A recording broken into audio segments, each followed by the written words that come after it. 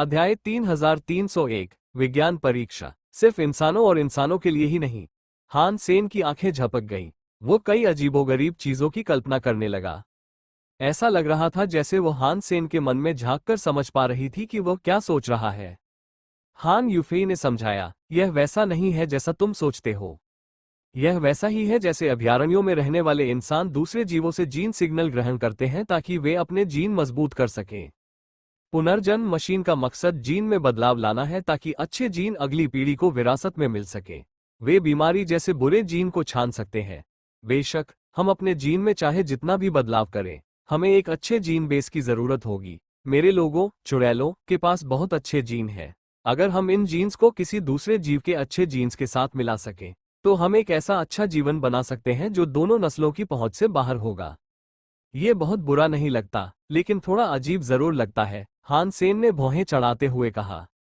हान यूफेई ने गंभीरता से कहा, आप कल्पना कर सकते हैं कि अगर पुनर्जन्म मशीनें काम करने लगे तो कैसा होगा। आप एक और बेटा पैदा कर सकते हैं और तय कर सकते हैं कि उसकी 2 पलकें होंगी या एक। अगर आप चाहते हैं कि उसके पंख हो तो उसके पंख हो सकते हैं। आप उन्हें लंबा, पतला या और भी सुंदर बना सकते हैं। आप लिंग का आकार भी बदल सकते हैं।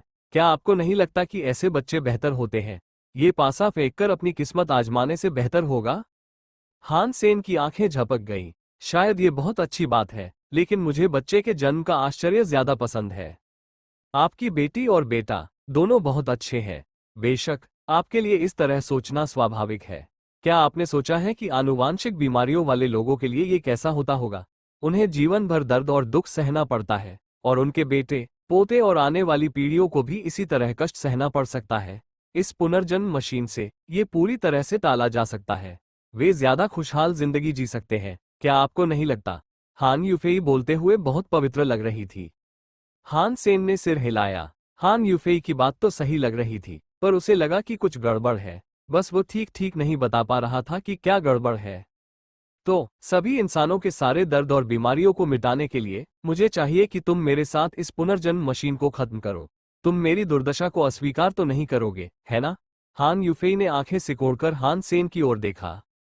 मैं क्या कर सकता हूं? हान सेन ने भौहें चढ़ाकर पूछा। मुझे इस बारे में कुछ नहीं पता। आप शोध का काम मुझे सौंप सकते हैं। मुझे शोध के लिए बस आपके कुछ जीन चाहिए। जैसा कि आप जानते हैं, आपके जीन बहुत अच्छे हैं। आपके गुणों को विरासत में पाने के फायदे बहुत ज्यादा है। लिटिल फ्लावर और लिंग एयर के जीन अलग अलग समय पर आपसे अलग थे। हान यूफेई की आंखें चमक उठी जब उसने यह बात कही। अगर तुम्हें सिर्फ मेरे जीन चाहिए तो कोई बात नहीं। हान सेन ने सोचा कि शायद यह एक अच्छी बात होगी। उसे उनकी जरूरत नहीं थी, लेकिन दूसरों को हो सकती है। मानव जाति की समग्र गुणवत्ता बढ़ाने के लिए यह उनके लिए अच्छा हो सकता था। अगर उसे कुछ जीन देने होते, तो हान सेन ने सोचा कि ऐसा करना ठीक है। अच्छा, पहले अंदर जाओ। मैं तुम्हारे जीन इकट्ठा करूंगी। हान यूफेई हान सेन को एक रोगाणु मुक्त कमरे में ले गई। उसने एक रोगाणु मुक्त ट्यूब की ओर इशारा किया। हान सेन लेट गया और हान यूफेई एक धातु की सुई निकाल लाया। वो उसके पास गई और बोली, अपनी पैंट उतारो। मैं अपनी पैंट क्यों उतारूं? अगर तुम्हें मेरे जीन चाहिए तो मेरे बालों से ही ले लो। हान सेन को लगा कि कुछ गड़बड़ है। उसने हान यूफेई को शक की निगाह से देखा। क्या मैंने तुम्हें ये सब पहले ही नहीं समझाया था? पुनर्जन्म मशीन जीन्स में बदलाव के लिए होती है। इसे चलाने के लिए तुम्हें एक बच्चे की जरूरत होती है, इसलिए मैं इसे अभी ले जा रहा हूं। हान यूफेई ने सुई ट्यूब में डाल दी। जरा रुको, मैंने सिर्फ इतना कहा था कि मैं तुम्हें अपने जीन दूंगा। मैंने ये नहीं कहा था कि मैं तुम्हें वो दूंगा। और सिर्फ इतने से भी तुम बच्चा पैदा नहीं कर सकते। हान सेन बिस्तर से उछल पड़ा। हान यूफेई ने हान सेन को नीचे दबाया और उसे कूदने से रोका। उसने गंभीरता से कहा, तुम्हारी समझ बहुत कमजोर है। क्या मैंने नहीं कहा था कि पुनर्जन्म मशीन सिर्फ इंसानों और इंसानों के साथ ही काम नहीं करती? इंसान और चुड़ैल भी काम कर सकते हैं। तुम्हारे जीन बहुत अच्छे हैं। इन्हें मेरे चुड़ैल जीन के साथ मिलाकर और उनमें बदलाव करके एक ऐसा बच्चा पैदा किया जा सकता है जो लिंग र से भी ज्यादा बुद्धिमान होगा। जब हान सेन ने ये सुना तो उसके सिर पर काली रेखाएं उभर आई। उसने हान यूफेई के हाथ छुड़ाए और बिस्तर से कूद पड़ा। वो परेशान लग रहा था। मैंने बच्चे पैदा करने के लिए ऐसा करने के लिए हामी नहीं भरी थी। तुम्हारी सोच बहुत पुरानी है, हान यूफेई ने कहा। ऐसे बच्चे तो आम बच्चों से ज्यादा समझदार होंगे। इसमें गलत क्या है? समस्या ये नहीं है, हमारा कोई रिश्ता नहीं है। हम बच्चे कैसे पैदा करेंगे? हान सेन उदास लग रहा था। तुम्हारे विचार बहुत पारंपरिक है, प्राचीन भी। हम एक बेहतर जीवन बनाने जा रहे हैं। यह एक बेहतरीन रोबोट के प्रजनन जैसा है। हमें अपनी भावनाओं में उलझने की जरूरत नहीं है। हम कोई रिश्ता नहीं रखेंगे। ये सिर्फ वैज्ञानिक शोध है। तुम इसे शोध में लगे एक अच्छे रोबोट की तरह ही ले सकते हो। हान यूफेई ने हान सेन को समझाने की कोशिश की। तुम्हें जाकर इसके लिए किसी और को ढूंढना चाहिए, हान सेन ने हाथ हिलाते हुए कहा। मैं बहुत संकीर्ण सोच का हूं, इसलिए मैं तुम्हारे लिए यह नहीं कर सकता। जाओ और जी किंग को बुला लाओ। वो बहुत खुले विचारों का है, हो सकता है वो इसे स्वीकार कर ले। उसके जीन अभी पूरी तरह विकसित नहीं हुए हैं, हान यूफेई ने सोचा। फिर उसने हान सेन के इस्तेमाल के लिए एक वीडियो प्लेयर निकाला। मैं समझती हूँ, इंसान परेशान करने वाले होते हैं, बस इसे इस्तेमाल करो। यह क्या है? हान सेन ने वीडियो चालू किया और उसे देखा। उसकी आंखें चौड़ी हो गईं। वीडियो एक अश्लील फिल्म थी जो बहुत ही उत्तेजक थी। इसने लोगों का खून खौल दिया। तुम्हें इसे सीधे लेने की आदत नहीं है, इसलिए मुझे लगता है कि यह तुम्हारी मदद कर सकता है। इसे इकट्ठा करने का भी यही तरीका है। हान यूफेई को ऐसा लग रहा था जैसे वो इसे अच्छी तरह समझती हो। हान सेन को अजीब सा लग रहा था। उसने अपनी पैंट में उभार छिपाते हुए कहा, मेरा ये मतलब नहीं था। तुम बहुत परेशान करने वाले हो। अगर तुम्हें इसकी आदत नहीं है तो मैं तुम्हारी मदद करूंगी। हान यूफेई के ऐसा कहने के बाद उसने रबर के दस्ताने पहने और हान सेन के लिंग को देखा। मैंने तुमसे कहा था, मेरा ये मतलब नहीं था। जाओ और किसी और को ढूंढो जो इस टेस्ट में तुम्हारी मदद कर सके। मैं तुम्हारी मदद नहीं कर सकता। हालांकि हान सेन हमेशा खुद को बेशर्म समझता था, इस बार वह भाग गया। वो प्रयोगशाला से बाहर भाग गया। इंसान बहुत परेशान करने वाले होते हैं। हान यूफेई ने भौहें चढ़ाईं। उसने सुई नीचे रख दी और अपने दस्ताने उतार दिए। हान सेन लैब से बाहर निकला। उसने देखा कि हान यान उसका इंतजार कर रहा है। हान यान को लगा कि हान सेन थोड़ा अजीब लग रहा है। उसने पूछा, हान यूफेई तुमसे टेस्ट के लिए क्या करवाना चाहता था?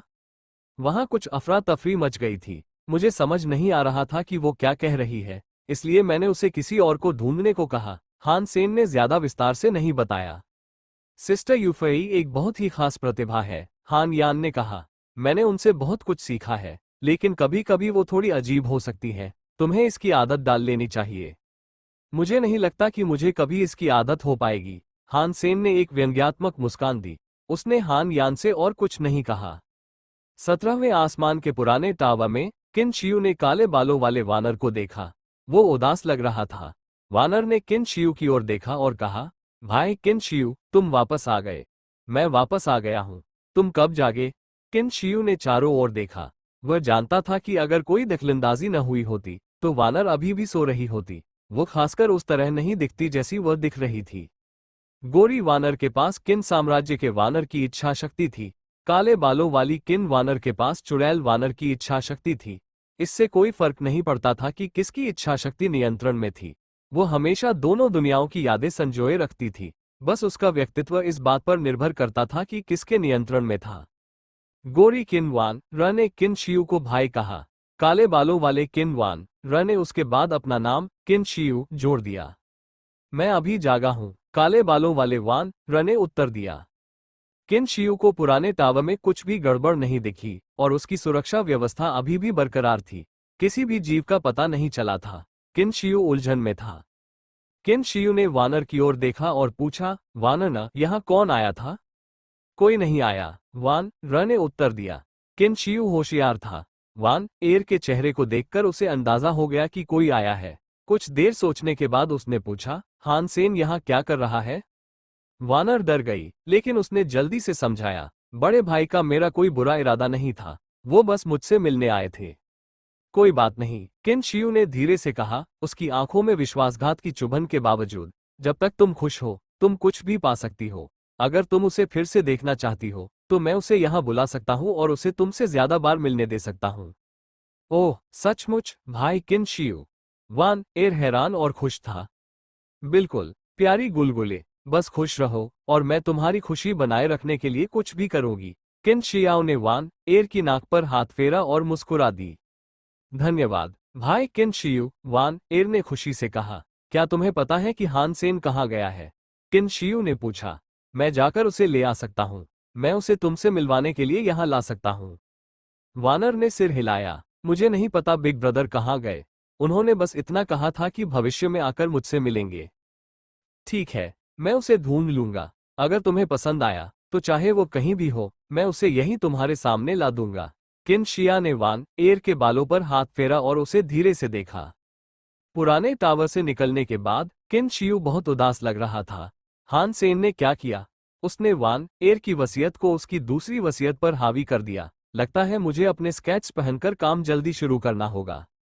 कुछ कदम चलने के बाद किन शियू अंतरिक्ष से होकर एक जेल में पहुंचा। मिस्टर लीडर, आप यहाँ हैं। शूट शैडो घुटनों के बल बैठ गया। जीवन आत्मा संयोजन प्रक्रिया कैसी चल रही है? किन शियू ने स्काई किन की ओर देखा जो उस समय एक धातु के खंभे से बंधा हुआ था। स्काई किन का शरीर कई मांस के कांटों से छलनी हो गया था जो उसे अपनी जगह पर बनाए हुए थे। जंजीरें तांबे के एक विशाल टुकड़े से जुड़ी थीं जो किसी जानवर जैसा दिखता था।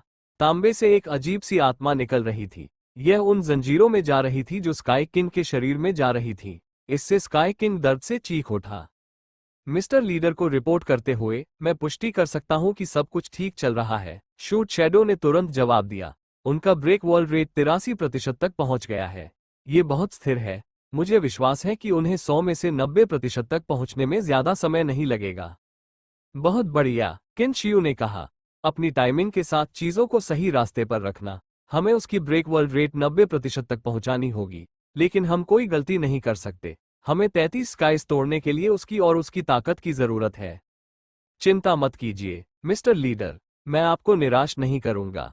बोलने के बाद शूट शैडो ने उत्सुकता से पूछा, मिस्टर लीडर, क्या आप जानते हैं कि यह आदमी कहां से आया है? इसकी शक्ति 33 आसमानों पर कैसे प्रतिक्रिया कर सकती है? इस पर यकीन करना बहुत मुश्किल है। अब गपशप का समय नहीं है, किन शियू ने ठंडे स्वर में कहा। हम इतने ही दिन जीते हैं। मेरी गलती। शूट शैडो का चेहरा बदल गया। वो डर के मारे पागलों की तरह कांपते हुए जमीन पर गिर पड़ा। किन शियू ने शूट शैडो के व्यवहार को नजरअंदाज कर दिया। उसने स्काई किन की ओर देखा और मन ही मन सोचा, उसकी मदद से हम 3 महीनों में 33 आसमानों को तोड़ पाएंगे। हान सेन 2-3 दिन जीनो ब्रह्मांड में रहा। हर दिन वो लिंग एर को जी यानरान से मिलने ले जाता और उसे जेनोजेनिक्स को मारते हुए देखता। यह एक मजेदार काम था।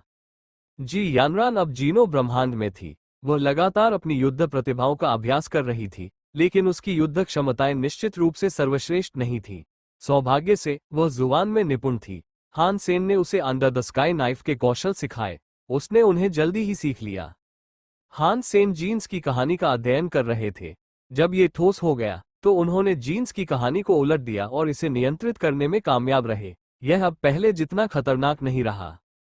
हालांकि कभी कभी जीनो चेन फट जाती थी, लेकिन ये पहले की तुलना में बेहतर था। अब इसे ज्यादातर नियंत्रण में रखा जा सकता था। उसने दाव सदस्य की जीन्स की कहानी को उलटने की क्षमता का अपने फायदे के लिए इस्तेमाल किया। अब वो जीन्स की कहानी का सफलतापूर्वक इस्तेमाल कर सकता था, लेकिन वो असल में मुख्य और उलटने को एक में मिलाना चाहता था। ऐसा करने के लिए उसे जीन्स की कहानी के और भी ज्यादा ज्ञान की आवश्यकता थी। उसका काम अभी पूरा नहीं हुआ था। हान सेन को अपने शरीर में होने वाले बदलावों की और भी अधिक परवाह थी। Han Sen super god spirit body break world gene 0। इससे हान सेन काफी उलझन में पड़ गया। जिन ब्रेक वर्ल्ड जीन्स के बारे में वह जानता था, उन्हें व्यवहारिक रूप से ब्रेक वर्ल्ड रेटिंग के रूप में परिभाषित किया गया था। सुपर गॉड स्पिरिट बॉडी की ब्रेक वर्ल्ड रेटिंग हान सेन के पास जो था उस पर आधारित थी। हान सेन को ये बात समझ नहीं आई। सुपर गॉड स्पिरिट बॉडी का ब्रेक वर्ल्ड मोड किसी भी चीज को छू नहीं सकता था। ब्रेक वर्ल्ड रेट चाहे कितना भी ऊंचा क्यों ना हो, बेकार था। वो सिर्फ अपने सॉलिड मोड में ही लड़ सकता था। सुपर गॉड स्पिरिट बॉडी बेकार थी। हान सेन ने कई बार कोशिश की थी। उस सुपर गॉड स्पिरिट बॉडी के साथ हान सेन सिर्फ जीन्स की कहानी ही चला सकता था। जीन्स की कहानी चलाने के बाद उसे अपना शरीर वापस मिल जाता। फिर वो सुपर गॉड स्पिरिट मोड से बाहर निकल जाता। उस मोड में सामान्य लोग उसे नहीं देख सकते थे। यहां तक कि ब्रेक वर्ल्ड के जीव भी उसे नहीं देख सकते थे, खासकर जब वो लड़ रहा होता था। केवल कुछ ही लोग, जैसे लिंगर और लिटिल फ्लावर, उसे देख पाते थे। हान सेन को सबसे ज्यादा हैरानी इस बात की थी कि जीरो और लिटिल एंजल उसे देख सकते थे। वो इस बात से काफी उलझन में था। जीरो और लिटिल एंजल के पास कोई आत्मा नहीं थी। उनका कोई आत्मा जैसा शरीर नहीं था। यह अज्ञात था कि वे उसे कैसे देख पा रहे थे। अगर वे उसे देख भी पाते तो भी यह बेकार था। लिन एर हान सेन को देख तो सकती थी, पर उसके शरीर को छू नहीं सकती थी। सुंदर महिला, क्या आप चाहती हैं कि हम आपको जीन रेस का शिकार करने ले जाएं? दूर से एक कर्कश आवाज सुनाई दी। हान सेन दूर से घास के मैदान में जी यानरान को देख रहा था। ड्रैगन जाति के लोगों का एक समूह जी यानरान की ओर आ रहा था। वे उससे बात करने की कोशिश कर रहे थे। हान सेन को उसके पास जाने की कोई जल्दी नहीं थी। जब से डॉलर का साल शुरू हुआ है, इंसान और स्पेस गार्डन एक शक्तिशाली गुट बन गए हैं। मानव महिलाएं ब्रह्मांड में काफी लोकप्रिय थीं। कई जातियों को इस बात पर बहुत गर्व था कि उनके लोग मानव महिलाओं से शादी कर सकते हैं। बेशक, हर तरह की नस्लों की कई खूबसूरत महिलाएं भी इंसानी पुरुषों से शादी करना चाहती थीं। ड्रैगन और इंसानों के बीच अच्छे रिश्ते थे। उनके चेहरे देखकर ऐसा नहीं लग रहा था कि वे जी यानरान के पास आते हुए किसी दुर्भावना से भरे हुए थे। कोई बात नहीं, मेरे लिए पहले से ही कोई है जो मेरा ध्यान रख रहा है, जी यानरान ने मुस्कुराते हुए जवाब दिया। कौन? मुझसे बेहतर कौन हो सकता है? ड्रैगन 2। युवा ड्रैगन ने गर्व से अपनी छाती थपथपाई। वो उधर वाला लड़का है। मुझे तो ये भी नहीं पता कि मैं उसे हरा भी पाऊंगी या नहीं। जी यानरान ने हान सेन की तरफ इशारा किया, जो लिंग एयर के साथ आराम कर रहा था। ड्रैगन 2 और बाकी ड्रैगन लोग एक ही दिशा में देखने लगे। जब उन्होंने हान सेन का चेहरा देखा, तो ड्रैगन 2 का चेहरा बदल गया। वह चौंक कर चिल्लाया, हान सेन। हान सेन के लिए ज्यादा खाली समय मिलना बहुत मुश्किल था। वह अपनी पत्नी और बच्चों के साथ समय बिता पाता था और दोस्तों के साथ समय बिता पाता था। हाल ही में उसके दिन काफी आरामदायक रहे थे। हुआंग फू जिंग, लिन फैंग, जी किन किंग और कई अन्य लोग, सभी विरोधी भौतिक दुनिया की शक्तियों को महसूस करना चाहते थे। वे हान सेन से लड़ने के लिए उसे ढूंढते रहते थे। हर बार उन्हें हार का सामना करना पड़ता था। अब हान सेन के पास ब्रह्मांड की सबसे बड़ी शक्ति थी, लेकिन उनमें से कुछ लोगों से मिलना उसे काफी परेशान करने वाला हो गया था। ऐसा नहीं था कि उनसे निपटना कोई मुश्किल काम था, बस उन्हें लड़ते रहना पसंद था, मानो वो कोई ताश का खेल खेल रहा हो। हर बार जीतने से जल्दी ही बोरियत हो जाती थी। इसके अलावा वे कई दिनों तक लड़ते रहते थे। वे बिना रुके बस कोशिश करते रहते थे। बाओ एयर को फैंग परिवार के साथ ठीक होना चाहिए। हालांकि हान सेन बाओ एयर की शक्ति के बारे में जानता था और यह भी कि उसे कुछ नहीं होगा, फिर भी वो इस बात को लेकर चिंतित था कि वो कैसी है। हान सेन ने बाहरी आकाश में जाने के लिए सुपर गॉड स्पिरिट मोड का इस्तेमाल करने की कोशिश की। प्रोटोटाइप प्रतिकृति की शक्ति को अवशोषित करने के बाद उसने देखा कि अगर उसका शरीर एक आत्मा शरीर बन जाए तो वह 33 आकाशों को पार कर सकता है। इससे हान सेन बहुत खुश हुआ। हान सेन को बस यही बात नापसंद थी कि वह सिर्फ अपने शरीर का इस्तेमाल करके ही आगे बढ़ सकता था। वह अपने साथ कुछ भी नहीं ले जा सकता था। वह बाओर को जीनो ब्रह्मांड में वापस नहीं ला सकता था। उसने बाओ एयर से ब्रेकवॉल जीन लिया। यह एक आंसू के आकार का क्रिस्टल था। हान सेन ने क्रिस्टल को पकड़ा और उसे अवशोषित करने के लिए जीनो आर्ट का इस्तेमाल किया, लेकिन क्रिस्टल ने कोई प्रतिक्रिया नहीं दी। हान सेन हिचकिचाया। उसने दुनिया तोड़ने वाला जीन अपने पेट में डाल दिया। उसने महसूस किया कि एक अजीब सी शक्ति उसके पूरे शरीर में फैल गई है। शरीर के जीन संदेशों के अपडेट होते ही उसकी कोशिकाएं तेजी से बदलने लगीं। ब्रेकवॉल जीन +5। जब अजीब शक्ति चली गई और उसके शरीर में परिवर्तन होना बंद हो गया, तो हान सेन ने वो परिचित ध्वनि सुनी। एक ब्रेकवॉल जीन केवल 5% जोड़ता है। अपने ब्रेकवॉल जीन की संख्या को अधिकतम करने के लिए मुझे कितने ब्रेकवॉल जानवरों को मारना होगा? हान सेन उदास हो गया। ब्रेकवर्ल्ड के कुलीन लोग असाधारण रूप से दुर्लभ थे। अगर किनशियू ने ब्रेकवर्ल्ड के जानवरों का बड़े पैमाने पर उत्पादन शुरू नहीं किया, तो ब्रेकवर्ल्ड के कुलीन लोगों को ढूंढना बेहद मुश्किल होगा। एक बार मिल जाने पर उन्हें मारना और भी मुश्किल हो जाएगा। 33 स्काइज में कई डरावनी जीन प्रजातियां हैं। उन्हें ब्रेकवर्ल्ड स्तर का होना चाहिए। मुझे आश्चर्य है कि क्या उनके शरीर मेरे लिए भी ब्रेकवर्ल्ड जीन उत्पन्न कर सकते हैं। हान सेन ने 33 स्काइज के बारे में सोचा। अभी भी 1 दर्जन आसमान ऐसे थे जिन्हें तोड़ा नहीं गया था। कई डरावनी जीन नस्लों से लड़ना बाकी था। उनमें से कई जानवरों में दुनिया तोड़ने की क्षमता थी। अगर उनके शरीर में दुनिया तोड़ने वाले जीन होते, तो हान सेन को अपने उपभोग और सुधार के लिए दुनिया तोड़ने वाले जीन की पर्याप्त मात्रा की कमी का डर नहीं होता। जब तक किनशियू 33वें आसमान को पार नहीं कर पाया है, मैं अच्छी चीजें वापस ला सकता हूँ। ये किनशियू को फायदा पहुंचाने से ज्यादा मेरे लिए बेहतर होगा। हान सेन ने मन बना लिया। वो 33वें आसमान पर लौट आया। हान सेन के फैंग परिवार के महल में पहुंचने से पहले ही जमीन कांप उठी। आसमान में एक काला बिंदु दिखाई दिया। यह क्या है? लोग जल्द ही ये देखकर चौंक गए कि वो काला बिंदु बड़ा होता जा रहा है। वो एक ब्लैक होल बन गया जिसने आसपास की हर चीज को अपने अंदर खींच लिया। जब हान सेन ने ब्लैक होल देखा तो उसका चेहरा बदल गया। ऐसा इसलिए था क्योंकि ब्लैक होल की उपस्थिति उस ब्रह्मांड की नहीं थी, वो जीनो ब्रह्मांड की उपस्थिति थी। क्या किन शियू ने 33 आसमान तोड़ दिए? उसने इतनी जल्दी सब कुछ कैसे कर लिया? हान सेन को यकीन नहीं हुआ। उसने बाओ, एर और झाओ बहनों को फैंग परिवार के महल में रहने दिया। वो उस ब्लैक होल की ओर चल पड़ा। इससे पहले कि वो ब्लैक होल के ज्यादा करीब पहुंच पाता, उसे उस भंवर से एक अजीब सी शक्ति निकलती हुई महसूस हुई। यह एक मुख्य और एक विपरीत शक्ति थी जिसने मिलकर एक भंवर बना दिया था। आम जीव इस शक्ति का मुकाबला नहीं कर सकते थे, उनके शरीर टुकड़े टुकड़े हो जाएंगे। हान Sen super god spirit mode में चला गया। वो ब्लैक होल से गुजरा, उसका चेहरा भयानक लग रहा था।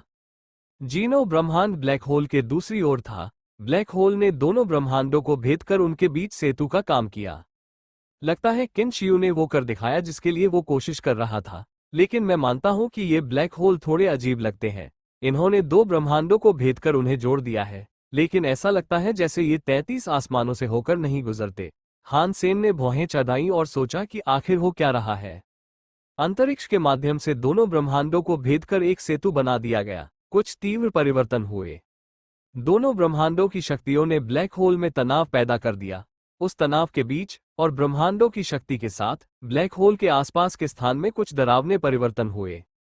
कई जीव जो पहले से ही खाद्य श्रृंखला में शीर्ष पर थे, उन्हें ब्रह्मांड विरोधी शक्ति का एहसास हुआ। उन्होंने दुनिया को तोड़ना शुरू कर दिया।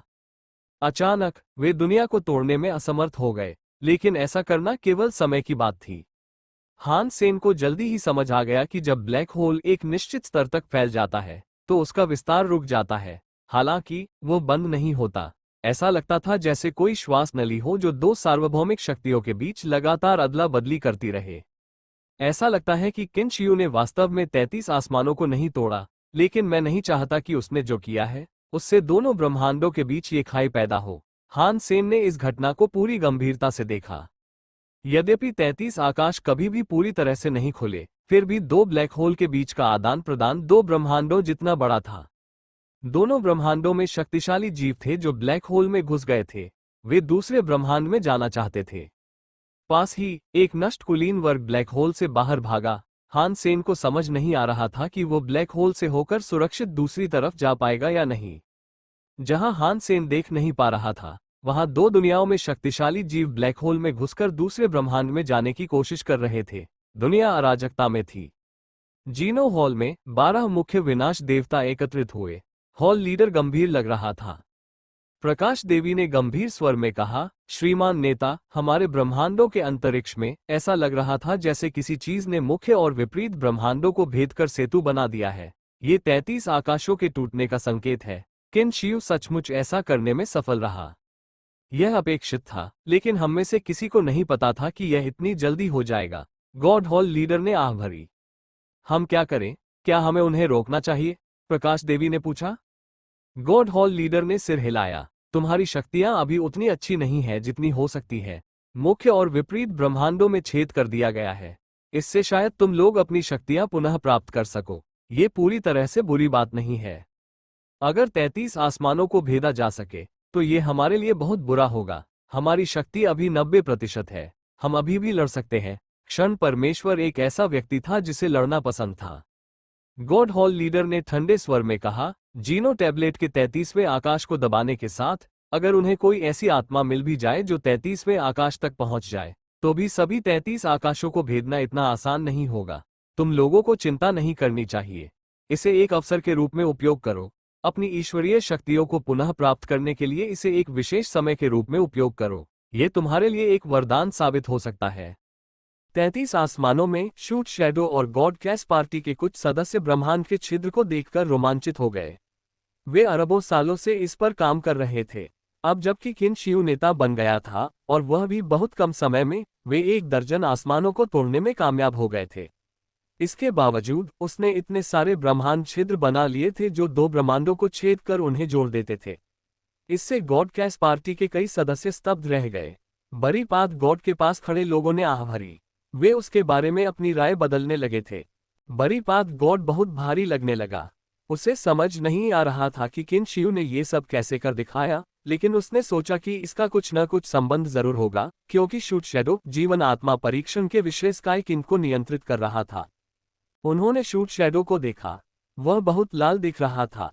वह किसी भी दूसरे डरावने जीव से ज्यादा उत्तेजित लग रहा था। किन शियू का शरीर अंतरिक्ष से आया था। सभी गॉडकैस्ट पार्टी के सदस्यों ने तुरंत अपना सम्मान दिखाने के लिए झुककर प्रणाम किया। किन शियू ने ठंडे स्वर में शूट शैडो से कहा, शूट शैडो, तुम शुरू कर सकते हो। शूट शैडो उत्साह से आगे बढ़ा। बड़ी पाथ गॉड और बाकी सभी उलझन में थे। उन्हें समझ नहीं आ रहा था कि किन शियाओ क्या कर रहा है। कुछ ही देर बाद उन्होंने शूट शैडो को 100 जानवरों को आगे लाते देखा। वे एक विशाल तांबे के चूल्हे को आगे खींच रहे थे। ये बड़े जानवर ब्रेक वर्ल्ड के जानवर नहीं थे, बल्कि वे परम शरीर वाली देव श्रेणी की जीन प्रजातियां थीं। उस 9 फुट ऊंचे तांबे के चूल्हे को खींचने के लिए कई जानवरों की जरूरत थी। ऐसा लग रहा था कि उन्हें ऐसा करने में दिक्कत हो रही थी। तांबे का चूल्हा जमीन में धंस गया। 100 बड़े जानवर उसे आगे खींचने की पूरी कोशिश कर रहे थे। तांबे के चूल्हे को आगे खींचने के लिए बस इतना ही काफी था। इससे जमीन में एक गहरी खाई बन गई। तांबे का चूल्हा किन शियू के सामने खींचा गया और फिर रुक गया। उसके बाद वे 100 बड़े जानवर लगभग खड़े भी नहीं हो पा रहे थे। उनके पैर कांप रहे थे। उनमें से कुछ कमजोर पड़ गए थे। कुछ के मुंह से सफेद झाग निकल रहा था। शूट शैडो ने विनम्रता से झुककर कहा, मिस्टर लीडर, सब कुछ तैयार है। इसे चालू करो, किन शियू ने ठंडे स्वर में कहा। हाँ गुरु, शूट शैडो ने उत्तर दिया। वह तांबे के चूल्हे के सामने चला गया, चूल्हे के दोनों किनारों को पकड़े हुए। ब्रेक वर्ल्ड की शक्तियां बेतहाशा जल रही थीं। अंत में वह चिल्लाया। उसने तांबे के चूल्हे के ढक्कन में मुश्किल से एक छोटा सा छेद खोला था। धमाका! तांबे के चूल्हे से एक काली लौ निकल रही थी, मानो कोई ज्वालामुखी आसमान में फट रहा हो। तांबे का चूल्हा और पत्थर का ढक्कन शूट शैडो के साथ धमाका कर रहे थे। जीवन आत्माएं, बड़ी पद भगवान और अन्य लोग हैरान थे। तांबे के चूल्हे से जो कुछ निकल रहा था वह कोई काली लौ नहीं थी। वह अनगिनत आत्माओं के शरीर थे जो राक्षसों जैसे दिख रहे थे। वे मानो नरक से रेंगते हुए निकल रहे राक्षस थे। वे तांबे के चूल्हे से रेंगते हुए बाहर आए। वे ब्रह्मांड के छेद में चले गए। यह अज्ञात था कि तांबे के चूल्हे में कितनी जीवन आत्माएं थीं। यहाँ तक कि बड़ी पाथ गॉड और अन्य लोग भी जो देख रहे थे उस पर विश्वास नहीं कर पा रहे थे। उन्हें यकीन नहीं हो रहा था कि किन शियू के पास इतनी सारी जीवन आत्माएं थीं। उन्हें लगा कि वे किन शियू को ज्यादा आंक रहे हैं, क्योंकि वे मान रहे थे कि उसके पास पहले से ही 100 से ज्यादा जीव हैं। अब चूल्हे से कम 10,000 जीव निकल रहे थे। वहां देवदूत, बुद्ध, ड्रैगन, देव पक्षी और अन्य सभी प्रकार की जीवन आत्माएं थीं। वे सभी बाहर निकलकर ऊपर और आकाश में उड़ते हुए आए। यहां तक कि बड़ी पाथ देवता भी इस दृश्य को देखकर ठंडे और मंद महसूस कर रहे थे। वहां बहुत सारी जीवित आत्माएं थीं। अगर वे सभी ब्रेक वर्ल्ड के जानवर बन जाते तो हालात बेहद डरावने हो जाते। कई जीवात्माएं ब्रह्मांड में छेद करती हुई चली गईं। उन्होंने ब्रह्मांड से बाहर निकलने का रास्ता बना लिया। कुछ जीवात्माएं जीनों ब्रह्मांड में प्रवेश कर गईं। कुछ जीवात्माएं राज्यों के ब्रह्मांड में प्रवेश कर गईं। यह मानो सिंहपर्णी से भरा आकाश था। वे अपने डरावने बीज दोनों ब्रह्मांडों के हर कोने में ले आईं। जब हान सेन ने ब्रह्मांड में छेद के पास एक जीवन आत्मा को देखा तो उसका चेहरा बदल गया। इससे पहले उसने साम्राज्यों के ब्रह्मांड के प्राणियों को ब्रह्मांडीय छिद्र से होकर जीनों ब्रह्मांड तक पहुंचते देखा था। प्राणियों के ब्रह्मांड के प्राणियों को जीनों ब्रह्मांड ने दबा दिया था। कमजोर प्राणियों को कुचलकर उड़ा दिया गया था। यहाँ तक कि जीनों ब्रह्मांड में आने वाले ब्रह्मांड के उच्च श्रेणी के प्राणियों को भी दबा दिया गया और उनकी शक्तियों का उपयोग करने पर प्रतिबंध लगा दिया गया। ये हानिकारक नहीं था। ये जीवात्माएं अलग अलग थीं। जीनों ब्रह्मांड में जाने वाली जीवात्माएं ब्रह्मांड के नियमों से दबी नहीं थीं। वे सभी प्रकार के ग्रहों पर गईं। हान सेन को एक सिहरन सी महसूस हुई। उसने देखा कि 5 जीवात्माएं उस क्षेत्र में आ रही थीं। उसे नहीं पता था कि उनमें से कितनी दूसरे क्षेत्रों में चली गईं। हान सेन कल्पना भी नहीं कर पा रहा था कि ये जीवात्माएं जीनों ब्रह्मांड पर क्या प्रभाव डालेंगी। मर जाओ! हान सेन ने डोंगशुआन आभा का इस्तेमाल किया।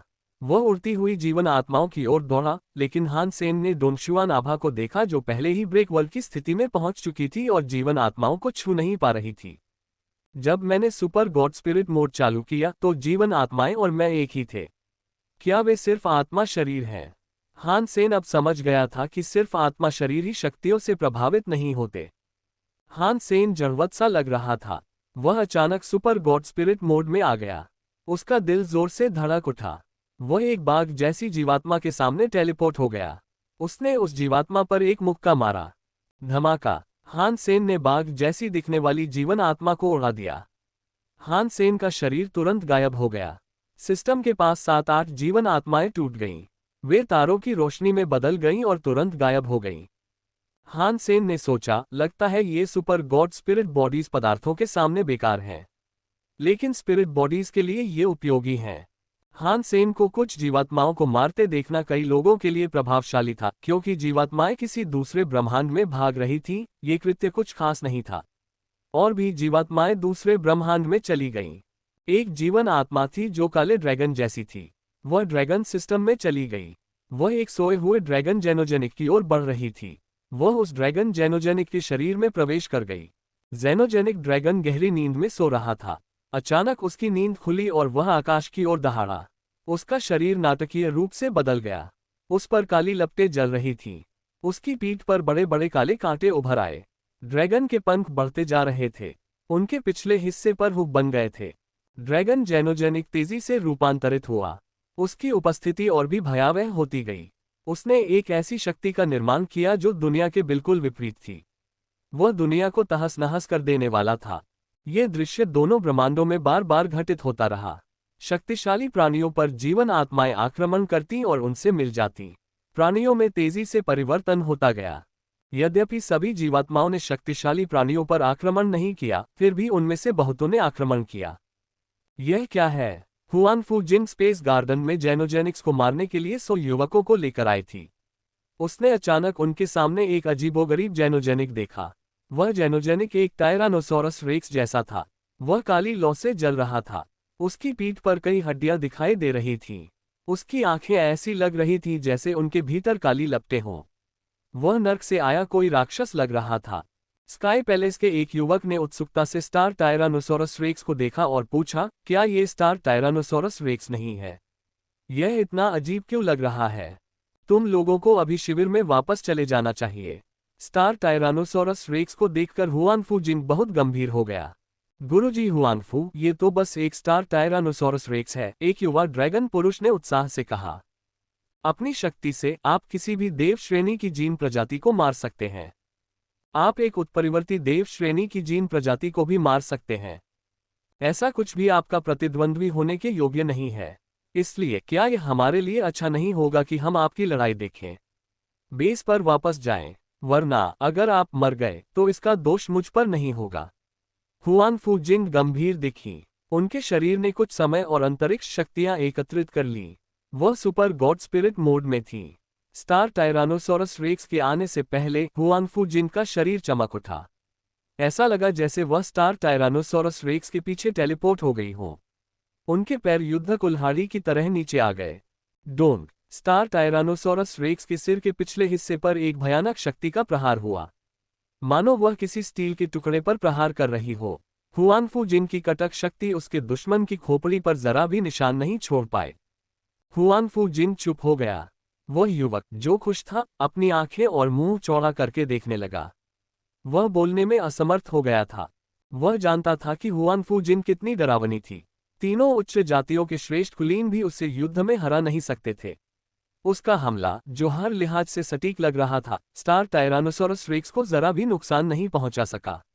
यह ऐसी बात थी जिस पर यकीन करना नामुमकिन सा लग रहा था। दहाड़। तारा टायरानोसोरस रेक्स आकाश में दहाड़ा। उसने अपना सिर उठाया और हुआनफू जिन को आकाश में हिला दिया। उसकी दहाड़ एक फैलती हुई शॉकवेव जैसी थी। सभी जीव जंतुओं पर आघात हुआ और वे सब धूल में बदल गए। यहां तक कि शक्तिशाली पादप जेनोजेनिक्स का भी यही हश्र हुआ। ब्लर्ग। आगे खड़े कुछ युवकों पर शॉकवेव का हमला हुआ। पीछे की ओर उड़ते हुए उनके मुंह से खून बहने लगा। पीछे की ओर उड़ते हुए उनके शरीर टूटते रहे। हुआनफू जिन अचानक युवकों के सामने प्रकट हुई। उनकी समय और स्थान की शक्तियां फूलों की तरह फैल गईं ताकि शॉकवेव उन्हें नुकसान न पहुंचा सके। उसकी अंतरिक्ष शक्तियां किसी अदृश्य पर्दे की तरह पारदर्शी थीं, फिर भी उन्होंने आघात तरंगों को रोक लिया। उस पर भी आघात तरंगों का असर हुआ। हुआनफू जिन का शरीर पीछे की ओर गिर गया। उसने जमीन में अपने पैरों से 2 गहरी खाइयां बना दी। भागो। हुआनफू जिन ठंडे स्वर में चिल्लाए। उसकी समय और स्थान की शक्तियां फिर से फूट पड़ीं। उसने पीछे गिरना बंद कर दिया और डरावनी शॉकवेव्स को रोक लिया। जवान ऐसे लग रहे थे मानो किसी सपने से जागे हों। उन्होंने अपने घायलों को इकट्ठा किया और बेस पर लौट आए। स्टार टायरानोसोरस रेक्स ने देखा कि वह हुआनफू जिन की समय और स्थान की शक्तियों को मात नहीं दे पा रहा है, इसलिए वह बेहद क्रोधित हो गया। उसके शक्तिशाली पिछले पैरों में शक्ति आ गई, जिससे उसका शरीर हुआनफू जिन की ओर एक छोड़े गए तोप के गोले की तरह उड़ गया। उसका शरीर विशाल था, लेकिन उसकी गति अद्भुत थी। वह इतना तेज था कि मानो हुआनफू जिन के सामने टेलीपोर्ट हो गया हो। उसने समय और स्थान की बाधा को पार कर लिया। कच्चा हुआनफू जिन की समय और स्थान की शक्तियां कांच की तरह टूट गईं। हुआनफू जिन खांसकर खून के साथ बाहर निकली। पीछे गिरते हुए उसका शरीर लहर की तरह उछला। उसके पैरों ने जमीन में हजारों फीट लंबी खाई खोद दी। तारा टायरानोसोरस रेक्स आकाश में दहाड़ता हुआ आया। वह हुआनफू जिन की ओर बढ़ रहा था। उसका शरीर तारों से चमक रहा था। ऐसा लग रहा था जैसे उल्कापिंडों की बौछार हो रही हो। उसकी डरावनी शक्ति से आकाश हिल रहा था। हुआनफू जिन के सुपर गॉड स्पिरिट मोड में समय और स्थान के तत्व थे। हमले से बचना मुश्किल नहीं था, लेकिन उसके पीछे बहुत सारे प्रतिभाशाली और युवा लोग थे जो वहां अध्ययन करने आए थे। अगर वह बच जाती तो कई युवा मारे जाते। हुआनफू जिन में सबको बचाने का साहस नहीं था, लेकिन यह अंतरिक्ष उद्यान था। यही वह जगह थी जहां जीनो ब्रह्मांड में मनुष्य अपना घर कहते थे। अगर वह पीछे हट जाती तो इन लोगों की मौत के साथ ही मानवता ने जो कुछ भी हासिल किया था वह सब बेकार हो जाता। ये युवा हर दूसरी जाति के लिए आशा और प्रकाश थे। अगर वे सब वहीं मर गए तो उस दिन स्पेस गार्डन को बाकी सभी जातियां त्याग देंगी। हो सकता है कि यह ब्रह्मांड का दुश्मन भी बन जाए। इस प्रकार हुआनफू जिन पीछे हटना नहीं चाहती थी। उसकी आंखें चमक रही थीं। उसकी समय और स्थान की शक्तियां पूरी तरह से प्रस्फुटित हो उठीं। उसके हाथ आगे की ओर बढ़ गए। उसकी शक्तियों ने समय और स्थान को मोड़ दिया। स्टार टायरानोसोरस रेक्स की शक्ति समय और स्थान के भंवर को चीरती हुई निकली। इसने एक भयानक शक्ति पैदा की जिसने हुआनफू जिन की भुजाओं का कवच तोड़ दिया। उसका हाथ उसकी छाती से टकराया। वह उड़ गई। धमाका। हुआनफू जिन का शरीर जंगल में घुस गया। गिरने से उसके कई पौधे टूट गए। वह बुरी तरह लहूलुहान हो गई थी और अब खड़ी नहीं हो पा रही थी। हुआनफू जिन का व्यक्तित्व आग से आग लड़ने जैसा था। वह बल पर विजय पाने के लिए बल का प्रयोग करती थी। रक्षा के मामले में वह बहुत अच्छी नहीं थी। उसने दुनिया को भी नहीं तोड़ा था। उसकी शक्ति उस तारे टायरानोसोरस रेक्स से भी कहीं ज्यादा खराब थी, जिसने दुनिया को तोड़ने में कामयाबी हासिल की थी। तारा टायरानोसोरस रेक्स ने एक हमला किया और सफल रहा। वह और भी शक्तिशाली हो गया। वह अभी भी जीवन आत्मा के साथ संयुक्त था, जिससे वह और भी शक्तिशाली होता गया। उसकी विश्व तोड़ने की क्षमता बढ़ती ही जा रही थी। विश्व तोड़ने की उसकी शक्ति और भी भयावह होती जा रही थी। तारा टायरानोसोरस रेक्स एक रोशनी में बदल गया। वह हुआनफू जिन को खत्म करने वाला था, जो अभी भी खड़े होने के लिए संघर्ष कर रहा था। एक युवक ने पीछे मुड़कर देखा और चीखा। चारों ओर रोशनी फैल गई। हुआनफू जिन खड़ी हो गई।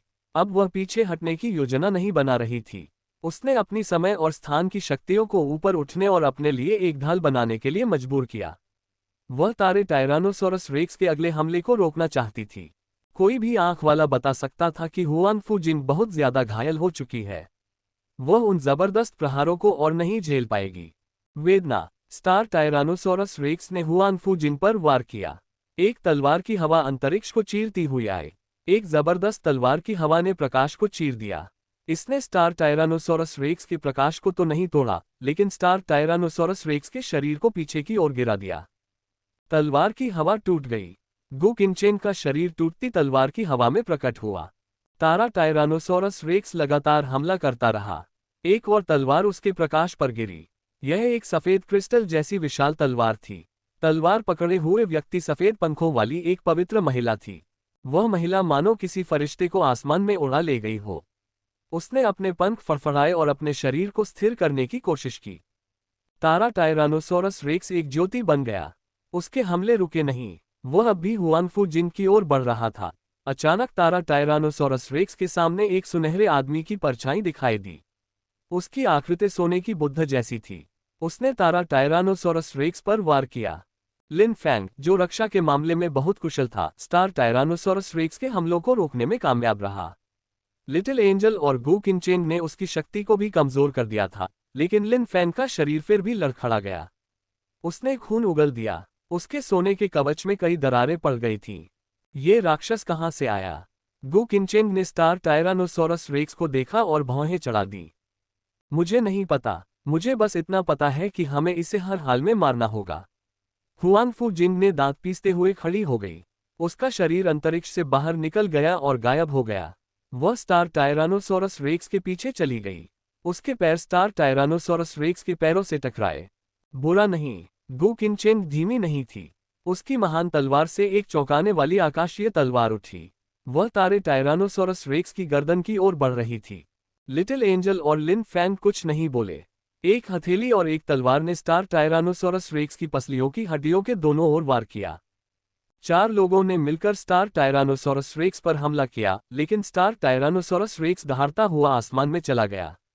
उसकी ध्वनि शक्तियां दिखाई देने लगी थीं। हुआंगफू जिंग, गु किनचेंग, लिटिल एंजल और लिन फैन भी ध्वनि शक्ति से रुक गए। वे स्टार टायरानोसोरस रेक्स की त्वचा से केवल 1 इंच की दूरी पर थे, लेकिन वे अपने दुश्मन से संपर्क नहीं कर सके। उन पर शॉकवेव का हमला हुआ। उनके मुंह, कान, आंखें और नाक से भारी मात्रा में खून बहने लगा। वे बुरी तरह घायल हो गए। दहाड़! स्टार टायरानोसोरस रेक्स का शरीर फैल गया। उसने एक ऐसी दहाड़ लगाई कि आसमान हिल गया। हुआंगफू जिंग, गु किनचेंग और बाकी लोग उड़ गए। लिन फैन को अपने पैरों पर खड़े होने और संतुलन बनाने में मुश्किल हो रही थी। उसने अपनी आस्तीन पर लगा खून पोंछा। उसने स्टार टायरानोसोरस रेक्स को देखा और कहा, यह एक स्टार टायरानोसोरस रेक्स है। इसने दुनिया को कैसे तोड़ दिया?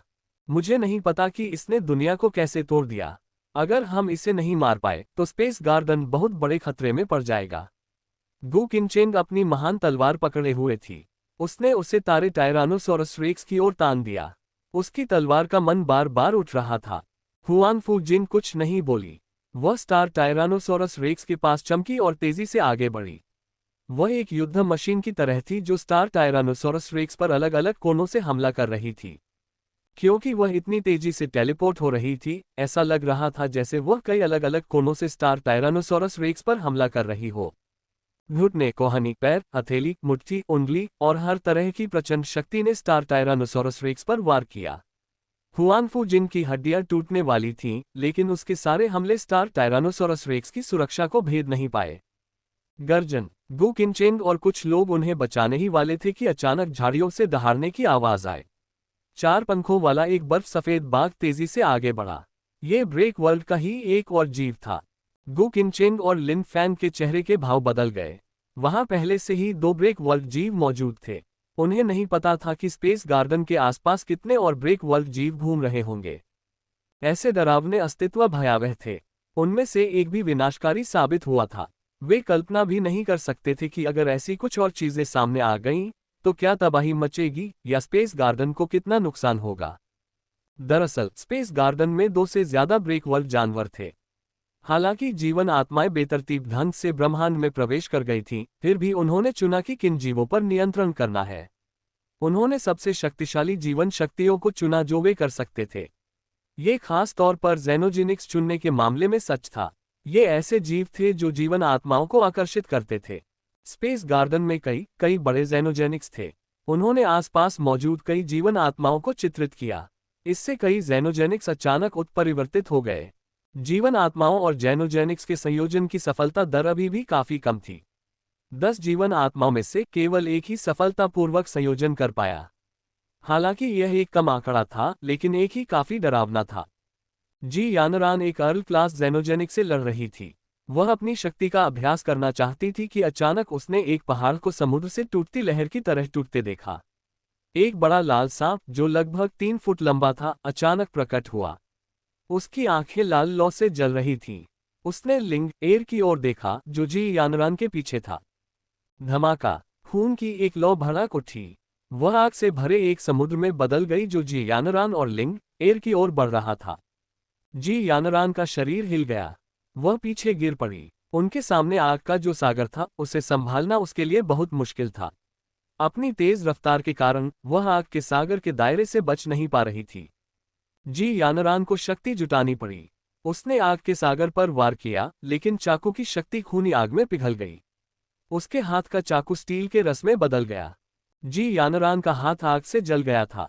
माँ और बेटी खूनी आग में निगल जाने के कगार पर थीं। धिक्कार है, लिंग र चीखी। उसका शरीर सफेद आग में लिपटा हुआ था। उसका पूरा शरीर मानो किसी आत्मा का शरीर था। उसने एक बहुत शक्तिशाली आत्मा शरीर छोड़ा जिससे सफेद रोशनी पैदा हुई। इसने माँ और बेटी को सुरक्षित कर दिया। रक्त की आग ढाल पर गिरी, लेकिन वह उसकी सुरक्षा को तोड़ने में असमर्थ रही। लिंग र का शरीर तैरने लगा। उसने बड़े लाल सांप की ओर इशारा किया और गुस्से से बोली, अरे छोटे से कीड़े, मेरी माँ को चोट पहुंचाने की तुम्हारी हिम्मत कैसे हुई? तुमने मुझे बहुत गुस्सा दिला दिया है। अरे छोटे कीड़े, तो क्या हुआ? अगर तुम पागल हो भी तो किसे फर्क पड़ता है? खूनी सांप ने जवाब में इंसानी भाषा बोली। उसका डरावना सांप का सिर ऐसा लग रहा था जैसे उसका चेहरा किसी इंसान का हो। वह इंसानी चेहरे वाला सांप लग रहा था। लिंग र ने खूनी बड़े सांप को देखा और कहा, मैं तुम्हें मारने जा रहा हूं। हाँ हाँ, अगर ऐसा है तो आओ मुझ पर, खूनी विशाल सांप बोला। उसकी खूनी आग फिर से भड़क उठी। चारों ओर फैली खून की लपटों ने उसे जला दिया, जिससे खून का एक समुद्र उमड़ पड़ा। बड़े सांप के मानव चेहरे से एक बवंडर जैसी खूनी आग निकल रही थी। वह लिंग एर और जी यानरान की ओर बढ़ रही थी। लिंग र सावधान। जी यानरान ने लिंग र को पकड़ना चाहा, जो हवा में तैर रही थी। लिंग र का शरीर चमक उठा। वह खूनी आग के बवंडर की ओर बढ़ी। वेदना। खूनी आग के बवंडर ने लिंगर की मुट्ठी तोड़ दी। सफेद रोशनी जैसी दिखने वाली छोटी मुट्ठी मानव चेहरे वाले सांप के सिर से टकराए। मानव चेहरे वाले सांप ने एक भयानक चीख निकाली। चीख बमुश्किल सुनाई दी और अचानक बंद हो गई। उसका शरीर मानो धूप में पिघल गया हो। वह शून्य हो गया और एक सफेद परछाई की धुंध में खो गया। एक लाल क्रिस्टल जो आंख जैसा दिख रहा था, गिरा। जी यानरान ने लिंगर को घूरते हुए अपना मुंह चौड़ा कर लिया। हालांकि वो जानती थी कि लिंगर को हान सेन का शरीर विरासत में मिला है और वो बहुत ताकतवर होगा, फिर भी उसके लिए ये यकीन करना मुश्किल था कि एक पागल लिंगर इतना ताकतवर हो सकता है। दरअसल लिंग र का जन्म एक सुपर गॉड स्पिरिट मोड के साथ हुआ था। हान सेन के सुपर गॉड स्पिरिट मोड के दुनिया को तोड़ने से पहले वह उससे ज्यादा बुरी नहीं थी। इसके अलावा उस मानव चेहरे वाले सांप का अभी अभी एक जीवन आत्मा से मिलन हुआ था, इसलिए उसकी दुनिया तोड़ने की क्षमता कम ही थी। उसे अभी तक दुनिया तोड़ने की शक्तियों का इस्तेमाल करने की आदत नहीं थी। इसी वजह से लिंग र उस राक्षस को मार पाई थी। माँ, क्या आप ठीक हैं? लिंग एर ने पहले जैसी नजरें घुमाई।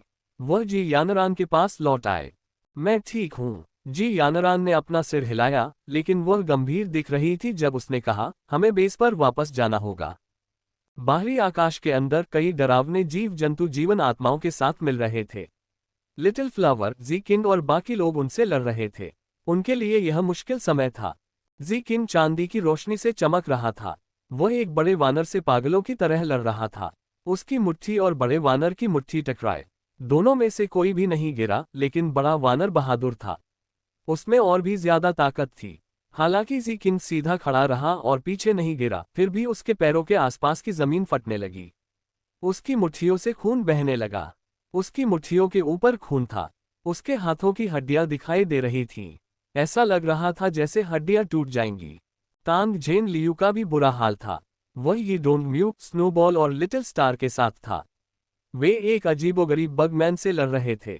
बगमैन बहुत तेज था और उनके सभी हमलों को चकमा दे सकता था। बगमैन के नुकीले पंजे ब्लेड जैसे थे। चमकते हुए उसके शरीर पर कई निशान पड़ गए। ब्रह्मांड में हर जगह भयंकर लड़ाइयां हो रही थीं। सिर्फ जीनो ब्रह्मांड ही ऐसा नहीं कर रहा था। यहां तक कि साम्राज्यों का ब्रह्मांड भी इसी तरह की उथल पुथल से जूझ रहा था। एक्सट्रीम किंग में 4 पंजों वाला एक दुष्ट पक्षी लड़ाई में उलझा हुआ था। वह जहां भी जाता नुकीले ब्लेड जैसे टुकड़े छोड़ जाता। राज्य के अंदर का माहौल बस अस्त व्यस्त था। पहाड़ और इमारतें फटी हुई थीं। जमीन में ब्लेड खायों जैसे थे। भगवान ही जाने कितने चरम राजा लोग अचानक मारे गए थे। खून से धरती लाल हो गई थी, हर तरफ चीख पुकार मच गई थी। मानो कोई नर्क हो। हे भगवान, मेरे बेटे को बचा लो। मैं कुछ भी करने को तैयार हूँ। सफेद बालों वाली एक बूढ़ी औरत एक युवक को पकड़े हुए थी जिसका पैर कट गया था। उसके शरीर से खून बह रहा था। वह चीख रही थी। परछाई से एक शरीर प्रकट हुआ। मानो कोई आकाश देवता उतर आया हो। उसने भीख मांग रही अतिशय राजा स्त्री की ओर देखा और ठंडे स्वर में कहा, मैं समय को नियंत्रित करने वाला देवता हूं। मैं तुम्हारी इच्छानुसार कर सकता हूं, लेकिन अपना वादा मत भूलना। क्षण सुंदर फोमेंट गॉड भावशून्य लग रहा था। उसने अपनी उंगली अंतरिक्ष में घुमाई। उस डरावने 4 पंजों वाले पक्षी का शरीर ऐसा लग रहा था मानो हजारों जन्मों से गुजरा हो। उसकी प्राण आत्मा उसके शरीर से कहीं तेजी से जुड़ गई हो। प्राण आत्मा से जुड़ना एक बहुत ही खतरनाक काम था। इस कठिन प्रक्रिया में बहुत कम जीव बच पाते थे। अब फोमेंट गॉड ने संयोजन की गति को लाखों गुना बढ़ा दिया था। इस प्रकार शरीर और प्राण आत्मा को गंभीर समस्याएं हो रही थीं। 4 पंजों वाले दुष्ट पक्षी का चेहरा विकृत रूप से मुड़ गया। फिर उसका शरीर तुरंत फट गया। वह खूनी धुंध में बदल गया जो चारों ओर फैल गया। क्षण भर में ईश्वर नहीं रुके। उनके चारों ओर का समय मानो थमसा गया। वह सिस्टम के दूसरी ओर से बाहर निकली। ब्रेक वर्ल्ड का एक और प्राणी वहां चीजों को नष्ट कर रहा था। मोमेंट गॉड ने ब्रेक वर्ल्ड के राक्षस को भी इसी तरह मार डाला, जिससे लोगों की भीड़ मोमेंट गॉड से प्रार्थना करने लगी। हवा से उन सभी में अजीब सी शक्ति प्रवाहित हुई। ये शक्तियां अंततः मोमेंट गॉड मंदिर की ओर प्रवाहित हुई। इससे मोमेंट गॉड मंदिर और भी चमकदार हो गया। मोमेंट गॉड का शरीर और भी चमकदार होता गया। सिर्फ मोमेंट गॉड मंदिर ही नहीं जगमगा उठा। जीनो हॉल में स्थित कई देव मंदिर एक चौंकाने वाली आकाशीय ज्योति से जगमगा उठे। सभी देव मंदिरों की सभी देव शक्तियां फूट पड़ीं। ब्लग लिन फैंग के मुंह से खून निकल आया। फिर भी उसका शरीर पीछे नहीं हट रहा था। उसने 4 पंखों वाले सफेद बाघ के पंजों की रोशनी को रोक लिया। उसके शरीर की रक्षा करने वाली सुनहरी रोशनी में छेद हो गया था। उसकी छाती फट गई थी, जिससे 3 खूनी खरोंचें रह गई थीं। निशान इतने गहरे थे कि उसके अंग दिखाई दे रहे थे। लिन फैंग के पीछे लिटिल एंजल का शरीर जमीन पर पड़ा था। जब वह वापस खड़ी हुई तो चारों तरफ खून ही खून था। उसके एक हाथ में पकड़ी सफेद क्रिस्टल की तलवार की नोक कटी हुई थी। स्टार टायरानोसोरस रेक्स पागलों की तरह उसकी ओर बढ़ा। लिन फैंग उससे लड़ नहीं पाया। लिटिल एंजल घायल हो गई थी, लेकिन उसने अपनी टूटी हुई तलवार उठाई और डरावने स्टार टायरानोसोरस रेक्स को काटने की कोशिश की। दहाड़ एक पागल दहाड़ से जमीन हिल गई। एक सुनहरे जानवर की परछाई उड़कर वहां पहुंची। उसने टायरानोसोरस रेक्स तारे और उसकी रोशनी पर प्रहार किया। धमाका, जमीन कांप उठी। आखिरी रोशनी और सुनहरी रोशनी की परछाई पीछे गिर पड़ी। सुनहरी रोशनी वाली परछाई गोल्डन ग्रोला थी। उसने तारे जैसे दिखने वाले टायरानोसोरस रेक्स से लड़ाई लड़ी। गोल्डन ग्रोला के माथे से पहले से ही सुनहरा खून बह रहा था, लेकिन उसके शरीर की सुनहरी रोशनी चमक रही थी। वह पागलों की तरह दहाड़ा। उसके मुंह से एक बड़ा सा सोने का दरवाजा निकला। स्टार टायरानोसोरस रेक्स को लगा जैसे उसे एक योग्य प्रतिद्वंदी का सामना करना पड़ा हो। वह गोल्डन ग्रोलर और उसके द्वारा उल्टी किए जा रहे सोने के दरवाजे को घूर रहा था। वह सुनहरे दरवाजे पर दहाड़ रहा था, उसे परखना चाहता था। आवाज सुनहरे दरवाजे से टकराई, लेकिन सुनहरे दरवाजे ने कुछ नहीं किया। वह धीरे धीरे अपनी मर्जी से खुल गया। उस पर सुनहरी रोशनी की एक रेखा थी। दूसरी ओर गु किनचेंग और हुआनफू जिंग ने सफेद बाघ का पीछा करना बंद कर दिया। हुआनफू जिंग ने अपनी समय और स्थान की शक्तियों का इस्तेमाल करके टेलीपोर्ट किया। 4 पंखों वाला सफेद बाघ ताकतवर था, लेकिन उसे नुकसान नहीं पहुंचा सका। गु किनचेन की तलवार मानो किसी भयानक बाढ़ की तरह थी। एक जबरदस्त तलवार आसमान में उड़ी, लेकिन वह 4 पंखों वाले सफेद बाघ के कुछ ही हमलों को रोक पाए। Boom boom boom boom boom boom. जमीन हिल रही थी, जंगल हिल रहे थे। जंगल के अंत में एक स्टील का पेड़, जो किसी मीनार जितना ऊंचा था, आ रहा था। यह एक प्लांट ब्रेक वर्ल्ड जानवर था। यह स्पेस गार्डन के मानव शहर की ओर बढ़ रहा था। मुझे इसे संभालने दो। हुआनफू जिन की आंखों में आग लग गई थी। जरूर। गु किनचेंग ने तलवार की हरकतों का पीछा किया। तलवार की एक रोशनी अंतरिक्ष को चीरती हुई डरावने स्टील के पेड़ पर जा गिरी। जो लोग और आत्माएं वहां जा सकती थीं, वे कुलीन वर्ग के लोग थे जिन्होंने अनगिनत जीवन मरण के क्षण झेले थे। हालांकि स्थिति विकट थी, फिर भी कोई भी इन परीक्षाओं से पार पाने की अपनी पूरी उम्मीद नहीं खो रहा था। किसी ने किसी ईश्वरीय आत्मा की सहायता के लिए प्रार्थना नहीं की, और कोई भी ईश्वरीय आत्मा स्पेस गार्डन नहीं गई। केवल स्पेस गार्डन के कुलीन वर्ग ही अपनी इच्छाशक्ति से ब्रेक वर्ल्ड के राक्षसों से लड़ने के लिए दृढ़ थे। तियानेक्सिया सिस्टम में वांग युहांग अपनी साइकिल चलाकर अंतरिक्ष में घुस गया। वह आउटर स्काई में ये देखने जा रहा था कि लिटिल फ्लावर का क्या हुआ। अचानक आकाश में एक काला छेद बन गया। एक जीवन आत्मा जो आकाशीय राक्षस जैसी दिख रही थी और मुकुट पहने हुए थी, प्रकट हुई और सीधे वांग युहांग की ओर बढ़ी। यह क्या है? वांग युहांग ने जीवन आत्मा को देखा और उस पर एक मुक्का मारा। उसकी शक्ति जीवन आत्मा को छू नहीं पाई। जीवन आत्मा एक भूत की तरह थी जो उसकी मुट्ठी से होकर निकल गई। वह उसके शरीर में चली गई। वांग युहांग के सिर में जोर का दर्द हो रहा था। उसे जोर से धक्का दिया गया। उसने अपना सिर पकड़ लिया और चीखने लगा। उसका शरीर पारदर्शी आग से धधक रहा था। आउटर स्काई में भी खूब लड़ाइयां हो रही थीं। ये लड़ाइयां स्पेस गार्डन की लड़ाइयों से भी बदतर थीं। आउटर स्काई में स्पेस गार्डन से कहीं ज्यादा ताकतवर कुलीन लोग थे, इसलिए बहुत सारी जीवात्माएं वहां चली गईं। 4 में से एक जीवात्मा उस लोक में चली गई। आधार टूट चुका था। अति उच्च वर्ग के लोग लड़ रहे थे। लिटिल फ्लावर अपने राजा आत्मिक शरीर में प्रवेश कर गया। उसने अपनी पवित्र शारीरिक शक्ति का उपयोग कुछ ब्रेक वर्ल्ड के जानवरों को फंसाने के लिए किया, लेकिन वह किसी और काम में समय नहीं लगा सकता था। बचाओ! निंग यू चिल्लाता हुआ भागता रहा। उसकी आंखों के कोनों से आंसू बह रहे थे। 9 सिर वाला एक ब्रेक वर्ल्ड जानवर निंग यू और भेड़ का पीछा कर रहा था। भागते हुए भेड़ चिल्लाए, मालिक, मेरा पीछा मत करो। मैं बहुत दुबली पतली और चबाने में भारी हूं। मेरा स्वाद अच्छा नहीं लगता। तुम्हें उस व्यक्ति का पीछा करना चाहिए जो न तो पुरुष जैसा दिखता है और न ही महिला जैसा। उसका स्वाद सबसे अच्छा होता है। भेड़ की शक्ति के साथ वह जीनो ब्रह्मांड तक नहीं पहुंच पाता। भेड़ लंबे समय से हान परिवार के पैर पकड़े हुए थी। वफादार रहकर उसने कई लाभ अर्जित किए थे। वह अभयारण्यों से बाहर निकल गया और गठबंधन में हान परिवार के साथ घनिष्ठ बना रहा। वह अभी अभी जीनो ब्रह्मांड में पहुंचा था। वहां पहुंचने के कुछ ही दिनों बाद उसने ये सबसे ताज़ा आपदा देखी। इससे शीप इतना उदास हो गया कि उसे खून की खांसी आने लगी। निंग यू ने भेड़ की यह घोषणा सुनी कि वह ब्रेक वर्ल्ड के जानवर को खुद खाने के लिए पसंद करती है। ये सुनकर वह चौंक गया और डर गया। वह चिल्लाया, खाना है तो भेड़ को खाओ। उसका स्वाद सबसे अच्छा है। वह बहुत मोटा और मुलायम है। तुम कितने घटिया इंसान हो, भेड़ गुस्से से बोली। तुम्हें कैसे पता कि मैं मोटी और मुलायम हूं? मुझे यकीन है कि तुम हमेशा मुझे खाना चाहते थे। चुप हो जा! 9 सिर वाला जानवर झुंझलाकर चिल्लाया। उसने जमीन पर मुक्का मारा। विस्फोटक शक्ति ने जमीन को चीर दिया। जमीन धंस गई। भेड़ और निंग यू उस गड्ढे में गहराई तक उतर गए। मुझे ऐसे लोगों से सख्त नफरत है जो परेशान करने वाले, लगातार रोने धोने वाले लोग हैं। ऐसा लग रहा था कि 9 सिरों वाला राक्षस बहुत मर्दाना था। उसने मुट्ठी उठाए और गहरे गड्ढे पर एक मुक्का मारा। उसकी मुट्ठी एक कमरे से भी बड़ी थी। मुट्ठी की परछाई ने भेड़ और निंग यू दोनों को ढक लिया था। मालिक, मेरी मदद करो। दरअसल मैं आपका एक बेटा हूं जिसे आपने कई साल पहले खो दिया था। भेड़ इतना डर गया कि वह ऊपर चढ़ गया और अपने खलनायक की बात मानने की कोशिश करने लगा। नहीं, मेरा तुम्हारे जैसा कोई काया बेटा नहीं है। 9 सिर वाले राक्षस की विशाल मुट्ठी नीचे की ओर गिरती रही। धमाका! आसपास के पत्थर जमीन में धंस गए और एक गहरा गड्ढा बन गया। भेड़ ने उसके पैर पकड़े हुए थे। वह आंखें बंद करके जमीन पर लेटा हुआ चिल्लाया, मैं मर जाऊंगा, मैं मर जाऊंगा। कुछ ही देर बाद उसने देखा कि 9 सिर वाले राक्षस की विशाल मुट्ठी असल में उस पर नहीं पड़ी थी। वह अभी भी 2 इंच दूर थी, लेकिन नीचे नहीं आई थी।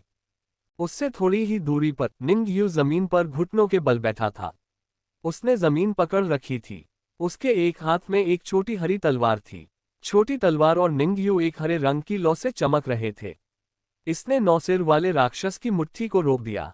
निंग यू ने अपना सिर नीचे किया और ठंडे स्वर में पूछा, आपने किसे डरपोक कहा? तुम जैसे लोग। 9 सिर वाला राक्षस मानो जड़ सा हो गया। उसे निंग यू के शरीर से एक डरावनी तलवार का विस्फोट सा महसूस हुआ। वह कुछ कदम पीछे हट गया। निंग यू जमीन से उठा। उसके हाथ में छोटी हरी तलवार थी। उसका चेहरा बहुत ठंडा था। पहले जो डर और कमजोरी उसने दिखाई थी, वह सब गायब हो गई थी। वह बिल्कुल अलग इंसान लग रहा था। कच! 9 सिर वाले राक्षस की भुजाएं, जो निंग यू और भेड़ों को मारने वाली थीं, उनमें से तलवार की हवा निकल आई। एक भुजा कट गई। 9 सिर वाला राक्षस चीख उठा। उसकी टूटी भुजा से खून के फव्वारे की तरह लाल पानी बह रहा था। मैं तुम्हें मार डालूंगा। 9 सिर वाले राक्षस के सभी सिर एक साथ दहाड़े। 9 अलग अलग शक्तियां एक साथ इकट्ठा हुईं। एक और मुक्का 9 दुष्ट ज्योतियों को लेकर आया। उन्होंने निंग यू पर पागलों की तरह मुक्का मारा। निंग यू ने छोटी हरी तलवार को जाने दिया। उसने छोटी तलवार को अपने सामने तैरने दिया। उसने छोटी हरी तलवार से निकलती उस डरावनी शक्ति को नहीं देखा। एक आदमी और एक तलवार हिलते नहीं थे। जैसे जैसे 9 बुरी रोशनियां पास आ रही थीं, निंग यू ने एक भी मांसपेशी नहीं हिलाई। छोटी हरी तलवार ने भिनभिनाने जैसी आवाज निकाली। उसने एक अजीब सी तलवार जैसी चीख निकाली। वह एक हरे मोर में बदल गई और सीधे निंग यू की ओर बढ़ी। धमाका! निंग यू पर 9 बुरी रोशनियां फूट पड़ीं। आसपास की हर चीज ऊपर उठती हुई प्रतीत हुई। 9 बुरी रोशनियां चकनाचूर हो गईं। भेड़ निंग यू के पीछे छिपी थी। उसकी आंखें खुली हुई थीं। 9 रोशनियों के बीच हरा रंग फैलता जा रहा था। 9 देव रोशनियां उसके करीब नहीं आ पा रही थीं। जैसे ही 9 देव ज्योतियां फीकी पड़ गईं, निंग यू अभी भी वहीं खड़ा था जहां वह खड़ा था। वह सुरक्षित दिख रहा था, लेकिन उसका शरीर सुंदर हरे पंखों वाले वस्त्रों से सुसज्जित था। वह एक गर्वित हरे मोर जैसा लग रहा था। निंग यू ने आसमान की तरफ देखा। उसने मुस्कुराते हुए अपने होंठ ऊपर उठाए और कहा, मैं वापस आ गया हूं। क्या बकवास कर रहे हो? 9 सिर वाला अजीब जानवर दहाड़ा। उसने निंग यू पर एक के बाद एक कई घुसे बरसाए। निंग यू ने शांति से 9 सिर वाले राक्षस को देखा, जिसके निरर्थक प्रहारों से कुछ हासिल नहीं हो रहा था। उसके पंखों वाले वस्त्र से कई मोरपंख निकले हुए थे। वे कई हरी तलवारों की रोशनियों में बदल गए। 9 सिर वाले राक्षस की 9 देव ज्योति फिर से प्रकट हुई। उसे एक हरे प्रकाश ने भेद दिया। 9 सिर वाले राक्षस ने चाहे जितनी भी 9 देव ज्योतियां छोड़ी, हर बार वही परिणाम हुआ। इसके अलावा जैसे जैसे समय बीतता गया, निंग यू का शरीर मोरपंखों से और भी ज्यादा ढकता गया। 9 सिर वाला राक्षस उसे रोक नहीं पाया। एक हरी तलवार की रोशनी अचानक उसके सिर को भेदती हुई फूट पड़ी। उसे भी रोका नहीं जा सका। सिर तुरंत ही वापस उग आया। 9 सिर वाला राक्षस पागलों की तरह दहाड़ा, तुम मुझे नहीं मार सकते, मैं तुम्हें चीर डालूंगा। उसके बाद 9 सिर वाले राक्षस ने अपना सिर उठाया। वह निंग यू पर कूदने वाला था। निंग यू ने आंखें मूंद लीं। मोर के पंख उसके ठीक पीछे पंक्तिबद्ध थे। वह 9 सिर वाले राक्षस पर तलवारों की रोशनी से भरा आकाश बन गया। वेदना, वेदना, वेदना, वेदना। 9 सिर वाले राक्षस ने अपनी मुट्ठियां भांजने की पूरी कोशिश की, लेकिन तलवारों की और भी तेज धारें उसके शरीर और सिर में चुभने लगीं। अचानक उसका शरीर और 9 सिर टूट गए। 9 सिर वाले राक्षस का विशाल शरीर खून के धुंध में बदल गया। वह खुद ठीक नहीं हो पाया। हे भगवान, यह इंसान, जो न तो लड़का है और न ही लड़की, इतना ताकतवर है। भेड़ का मुंह इस नज़ारे को देखकर विस्मय से खुला रह गया। उसे यकीन नहीं हो रहा था कि निंग यू, जो इतना नेकदिल दिखने वाला मोर था, वही निंग यू था जो हमेशा कमजोर रहता था। वह इसकी कल्पना ही नहीं कर पा रहा था। उसे दिन भर रोते देखने की आदत हो गई थी। चलो चलें, अब हमारे सामने और भी बड़ी मुसीबत खड़ी हो गई है। निंग यू के शरीर के पंख अब पंख बन गए थे। उसने अपने शरीर को उड़ने के लिए तैयार किया।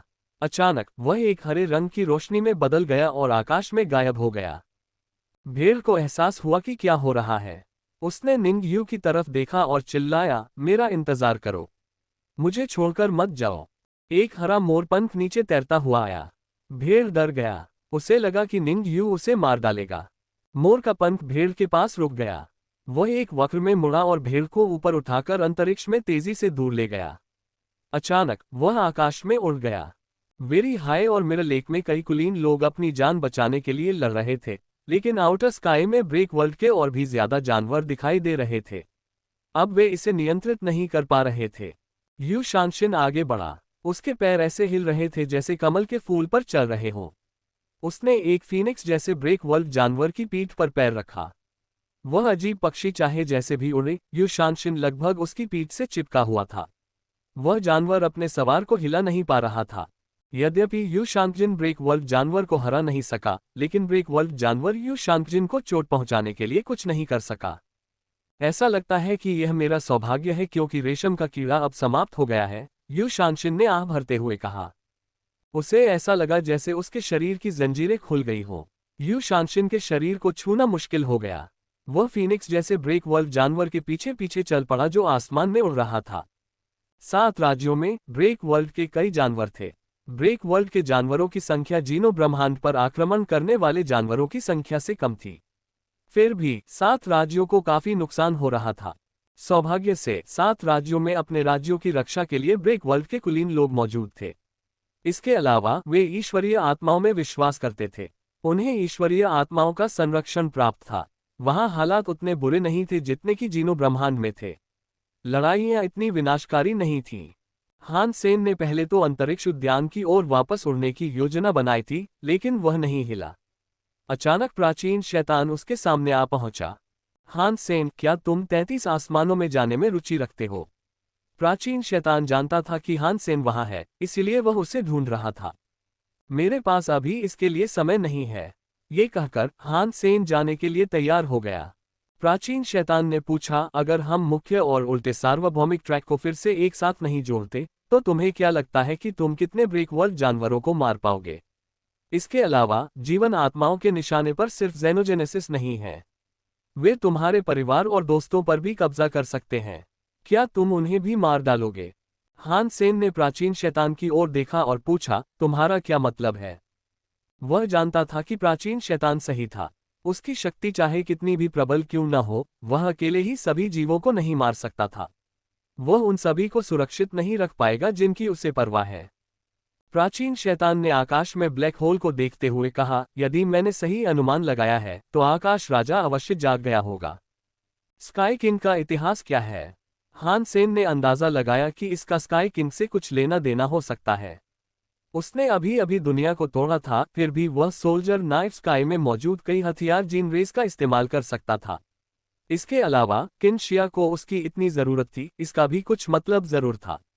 हान सेन के लिए कुछ भविष्यवाणियां और फैसले लेना काफी था। उस समय गॉडकैस पार्टी ने जीनो हॉल को ध्वस्त कर दिया था, प्राचीन शैतान ने कहा। अंत में अंतिम गॉड हॉल लीडर ने ब्रह्मांड को सफलतापूर्वक पुनर्स्थापित कर दिया। ऐसा करने के परिणाम बिल्कुल भी अच्छे नहीं थे, लेकिन ऐसा भी नहीं था कि यह कोई बेकार काम था। किंगडम के ब्रह्मांड के सार्वभौमिक नियम बहुत टूटे हुए हैं। दोनों ब्रह्मांडों के बीच का बफर जोन 33 आकाशों में बढ़ गया था। यह अचानक नहीं हुआ, पुराने लीडर ने इसके लिए बहुत पहले से तैयारी कर रखी थी। इसका क्या मतलब है? हान सेन ने भौहें चढ़ाकर पूछा। प्राचीन शैतान मुस्कुराया। देवी आत्माओं के वर्चस्व को तोड़ने के लिए एक नए आदेश का निर्माण करना होगा जो उस पर कब्जा कर सके। 33 आकाश वही नया देवलोक है जो पुराने नेता चाहते थे। जीनो हॉल के नष्ट होने के बाद 33 आकाश दोनों ब्रह्मांडों के बीच केंद्र बनने वाले थे और सभी जीवित प्राणियों के बीच पुनर्जन्म की प्रक्रिया को नियंत्रित करने वाले थे। ये सबसे परे होना था। तुम यहीं रुको। हान सेन ने प्राचीन शैतान को आगे बोलने नहीं दिया। उसका दिमाग घूम गया, इसलिए वह गायब हो गया। जब हान सेन के शरीर ने हिलना बंद किया तो वह अंतरिक्ष उद्यान में था। डोंगक्सुआन आभा ने पूरे अंतरिक्ष उद्यान को ढक लिया था। उसकी सभी छवियां जीवंत हो उठीं। यही वह समय था जब बड़े सांप ने जी यानरान पर हमला किया। हान सेन उसे बचाने ही वाला था, लेकिन उसने लिंग एयर को अपने सुपर गॉड स्पिरिट रूप में आते और उस बड़े और खूनी सांप को तबाह करते देखा। ये जानते हुए कि वे दोनों ठीक हैं, हान सेन ने अपना शरीर बेस के बाहर दिखाया। उसने एक गाय के सिर वाला राक्षस देखा जिसकी पीठ पर राक्षसी पंख थे। वह बेस पर हमला कर रहा था। किन शुवान, जीरो, एक सिक्विजिट और मोमेंट क्वीन उस राक्षस पर हमला कर रहे थे जिसका सिर गाय का था। गाय के सिर वाला राक्षस धरती को हिलाता रहा। कोई भी उसके शक्तिशाली हमलों को रोक नहीं पा रहा था। अड्डे की शक्ति नष्ट हो गई। अड्डे में रहने वाले कई मनुष्य, आत्माएं और युवक घायल हो गए। जो कुलीन बचे थे उनमें से कोई भी रक्षा के मामले में अच्छा नहीं था। वे लिन फैंग जैसे नहीं थे। वे गाय के सिर वाले राक्षस के हमले को बमुश्किल रोक पाए। किन शुवान और जीरो घायल हो गए थे। उन नौजवानों ने पहले कभी ऐसी तबाही नहीं देखी थी। चाहे वे कितने भी प्रतिभाशाली क्यों न हो, जब उन्हें इस तरह कुछ लगा तो वे बस डर और रोना ही छोड़ पाए। गाय के सिर वाले राक्षस ने जब फिर से जमीन हिलाई तो मिट्टी और मिट्टी की सुनामी आ गई। वह जमीन के ठीक नीचे तक उठ गई। ऐसा लग रहा था मानो कोई भी उसके हमलों को रोक नहीं पा रहा था। जीरो और मोमेंट गॉडेस ने बगल से हमला किया। वे सीधे नहीं लड़ सकते थे। आधार के सामने एक साया प्रकट हुआ। उसने अपनी उंगली हिलाकर एक सिक्का चलाया जो गाय के सिर वाले राक्षस के माथे पर चिपक गया। गाय के सिर वाला राक्षस जमीन पर गिर पड़ा। वह वापस उठने के लिए संघर्ष कर रहा था, मानो उसे किसी पहाड़ के भार से नीचे धकेल दिया गया हो। हान सेन, किन जुवान ने सिक्का देखा और समझ गया कि कौन आ रहा है। Mister dollar. युवा लोग हैरान और खुश थे। आखिरकार उन्होंने उस शख्सियत को जीवित और साकार रूप में देखा। ये और भी आश्चर्यजनक था कि यह ऐसे महत्वपूर्ण क्षण में हुआ। वे बेहद खुश थे। हमारे लोगों का ख्याल रखना, हान सेन ने जीरो और किन शुवान से कहा। फिर वह आगे बढ़ा और अंतरिक्ष में गायब हो गया। हालांकि हुआनफू जिंग और गु किनचेन खतरे में थे, हान सेन उन्हें बचाने नहीं गया। उसने जो देखा उसके अनुसार उनकी स्थिति खतरनाक थी, लेकिन जानलेवा नहीं।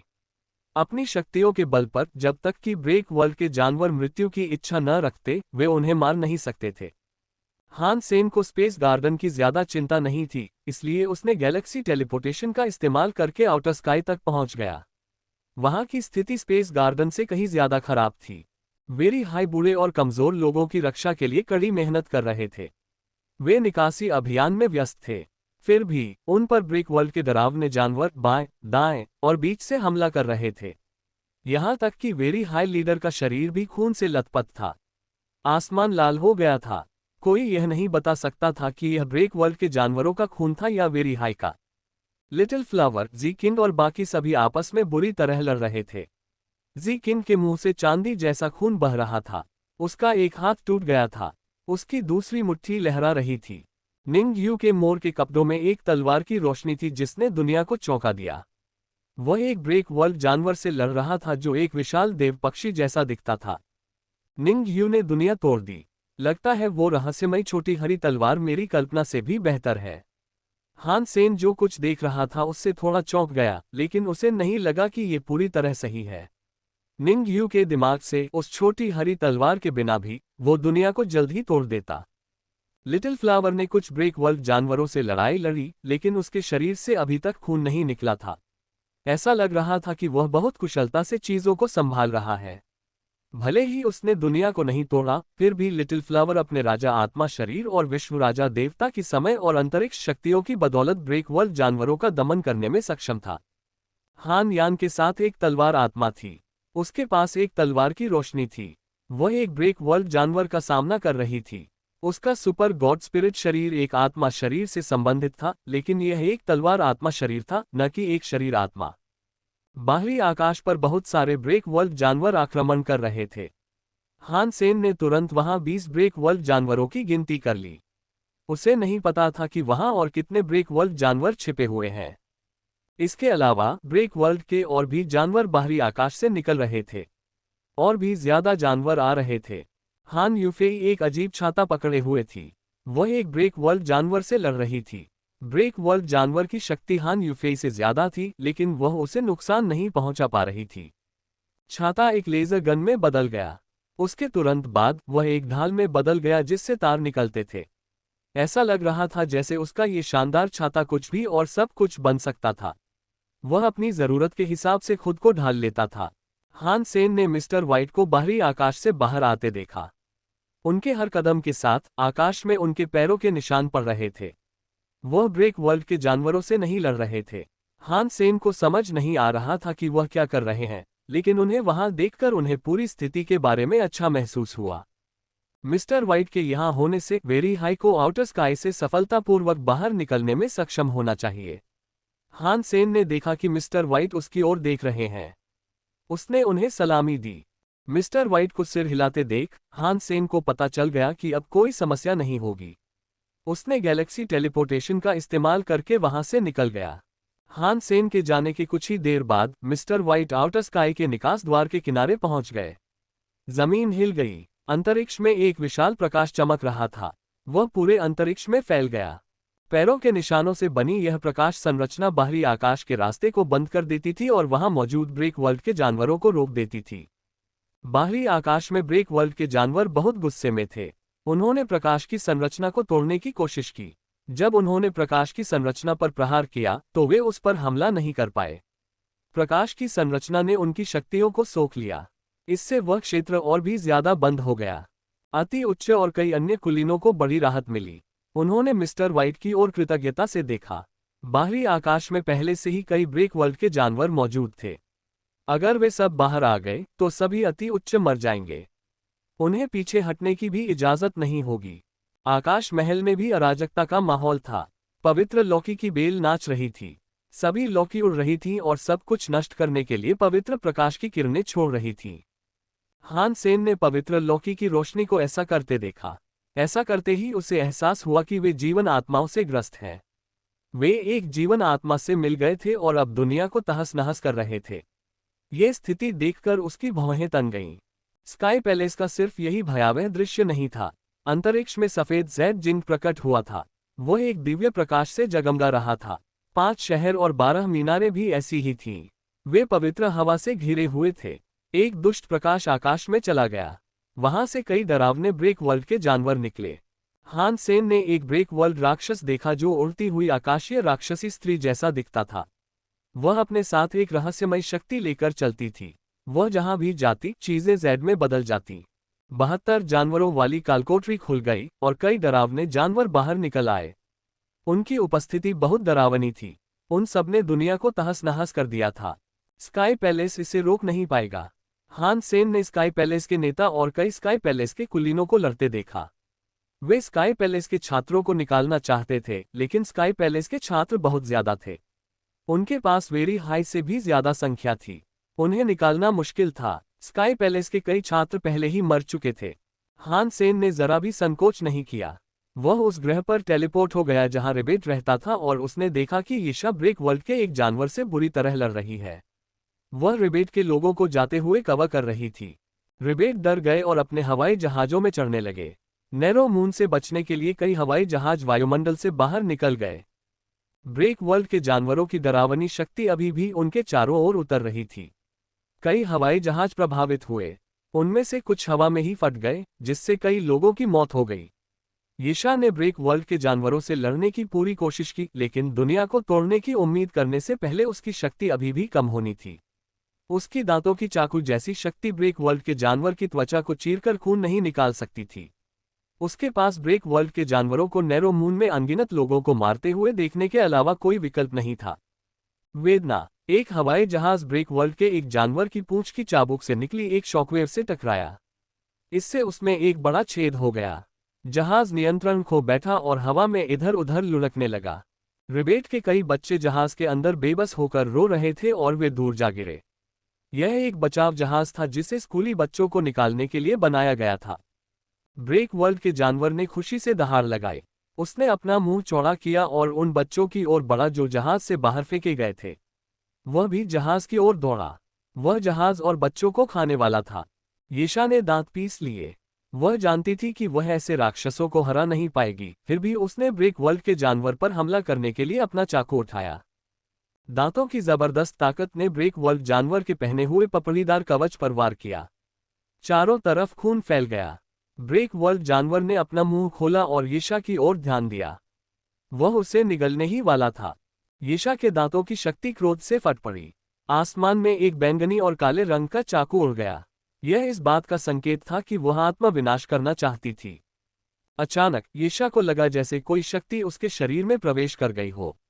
उसने उसके दांतों की शक्ति, जो उसके शरीर में समाहित थी, को नष्ट कर दिया। इससे यीशा क्रोधित और स्तब्ध हो गई। उसे लगा कि कोई और भयानक जीव आ गया है। जब वह मुड़ी तो उसे एहसास हुआ कि उसके पीछे हान सेन आ गया था। हान सेन ने उसकी पीठ पर हाथ रखा और धीरे से कहा, छात्र शिक्षक से मिल रहा है। अपने छात्र को यह मामला संभालने दो।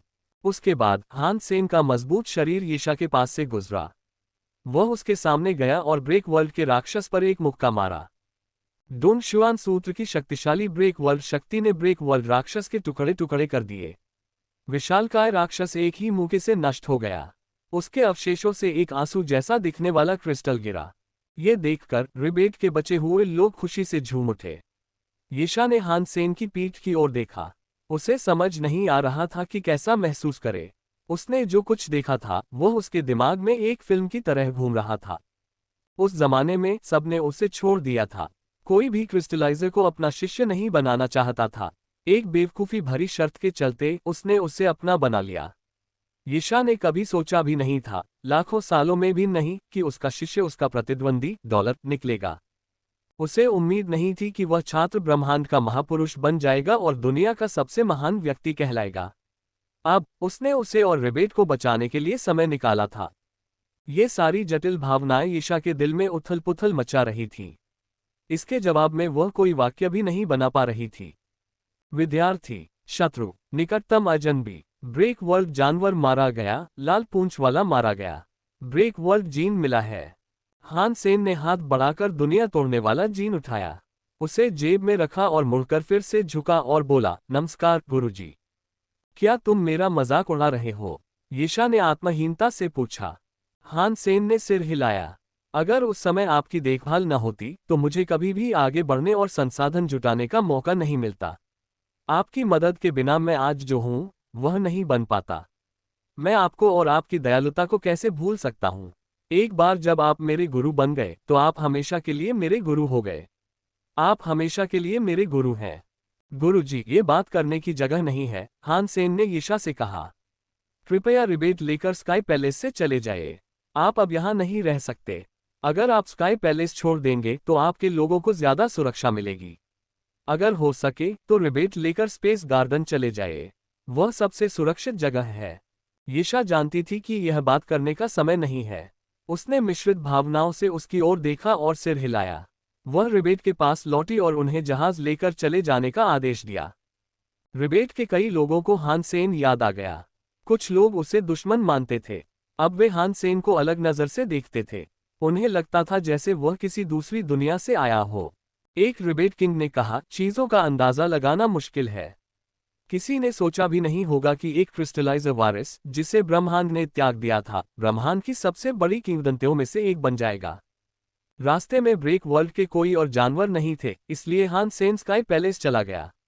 स्काई ही वह जगह थी जहां सबसे भयानक लड़ाई हो रही थी। वह स्काई पैलेस के छात्रों को बचाना चाहता था। स्काई पैलेस के नेता और कुलीन वर्ग व्हाइट जेड जिनसे आए डरावने ब्रेक वर्ल्ड के जानवरों से लड़ रहे थे। स्काई पैलेस के कई कुलीन वर्ग पहले ही मारे जा चुके थे, इसलिए स्काई पैलेस में खून की बारिश हो रही थी। अब किसी को पता नहीं था कि यह खून किसका था। हान सेन ने देखा कि आकाश महल के नेता की उपस्थिति ज्वार से मिलती जुलती थी। उसने एक जेड मूर्ति को रोक दिया जो उड़ती हुई आकाशीय राक्षसी जैसी लग रही थी। वह हार नहीं रहा था। वह पहले ही दुनिया को तोड़ने में कामयाब हो चुका था। ब्रह्मांड में ऐसे लोग हैं जो दुनिया को तोड़ने में कामयाब रहे हैं। हान सेन ने तारीफ में कहा। जीनो, ब्रह्मांड में दुनिया को तोड़ने में सक्षम होने का मतलब था कि कोई बहुत खास इंसान था।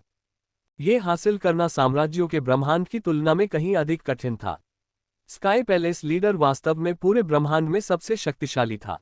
हालांकि स्काई पैलेस लीडर ने पहले ही दुनिया को तोड़ दिया था, फिर भी वह स्काई पैलेस पर हमला करने वाले कई ब्रेक वर्ल्ड बीस्ट्स को नहीं हरा सका। कुलीन वर्ग लड़ता रहा, लेकिन यह एक भयानक लड़ाई थी। हान सेन ने व्हाइट जेड जिनकी 12 इमारतों और 5 शहरों की ओर देखा। उसने देखा कि डरावनी उपस्थिति और भी प्रबल होती जा रही थी।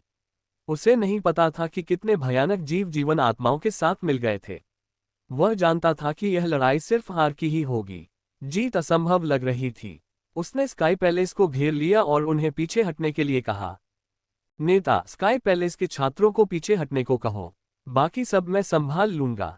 हान सेन ने अपनी इंच ग्रे तलवार निकाली। उसने तलवार को चाकू की तरह इस्तेमाल किया, जिससे कई चाकू की रोशनियां अंतरिक्ष से निकल आईं। चाकू की रोशनियां एक दूसरे को पार कर गईं। चाकू की रोशनियां आसमान की ओर बढ़ती हुई सफेद जेड जिन की ओर बढ़ गईं। ब्रेक वर्ल्ड के जिन जानवरों ने चाकू की रोशनी को छुआ, उनके अंत काट दिए गए।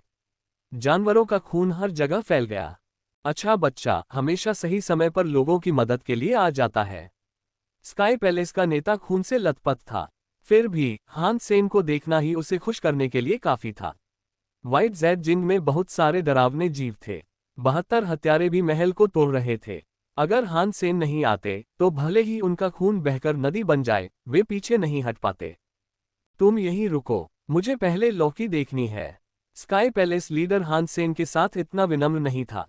उसने पहले हान सेन को पढ़ाया था और उसने हान यान को अपना शिष्य स्वीकार किया था। हान सेन के साथ उसका रिश्ता बहुत खास था। तुम जा सकते हो, मैं यहाँ हूँ। हान सेन अपना चाकू घुमाता रहा। स्काई नाइफ स्किल्स के तहत चाकुओं का एक जाल बन गया जिसने व्हाइट जेड जिन का रास्ता रोक दिया। ब्रेक वर्ल्ड के जानवर आगे नहीं बढ़ सके। हान सेन के पास ब्रेक वर्ल्ड के जानवरों को मारने का समय नहीं था। वह अकेले ज्यादा कुछ नहीं कर सकता था। जब वह ब्रेक वर्ल्ड के जानवरों को मार देता तो ब्रेक वर्ल्ड के जानवरों द्वारा कहीं और मारे जाने के लिए और भी ज्यादा जिंदगियां खुल जाती। हान सेन बस इतना ही कर सकता था कि ब्रेक वर्ल्ड के जानवरों को रोककर स्काई पैलेस के छात्रों के पीछे हटने को रोके और ज्यादा से ज्यादा लोगों की जान बचाए। कई चाकू की रोशनियां एक दूसरे को काट रही थीं। ऐसा लग रहा था जैसे कोई आकाशीय जाल सारा स्थान ढक रहा हो। हान सेन की चाकू की रोशनियां तेजी से गायब हो गईं। अंतराल छोटे होते गए। कई ब्रेक वर्ल्ड जानवरों ने चाकू के जाल को तोड़ दिया और उसमें से भागना चाहा, लेकिन उन्हें केवल चाकू के जाल से चोट ही पहुंची। धमाका। एक सफेद जेड जिंग में एक जेड लाइट चमक रही थी। जेड लाइट ने हान सेन के चाकू की लाइटें तोड़ दी, एक छेद बना दिया। वह हान सेन की ओर जा रही थी। हान सेन ठिठक गया। जेड लाइट एक जेड चाकू थी। यह एक ठोस शक्ति पैदा करने में सक्षम थी। इसका मतलब था कि व्हाइट जेड जिंग में ब्रेक वर्ल्ड जानवर की ब्रेक वर्ल्ड दर कम से कम 30% थी।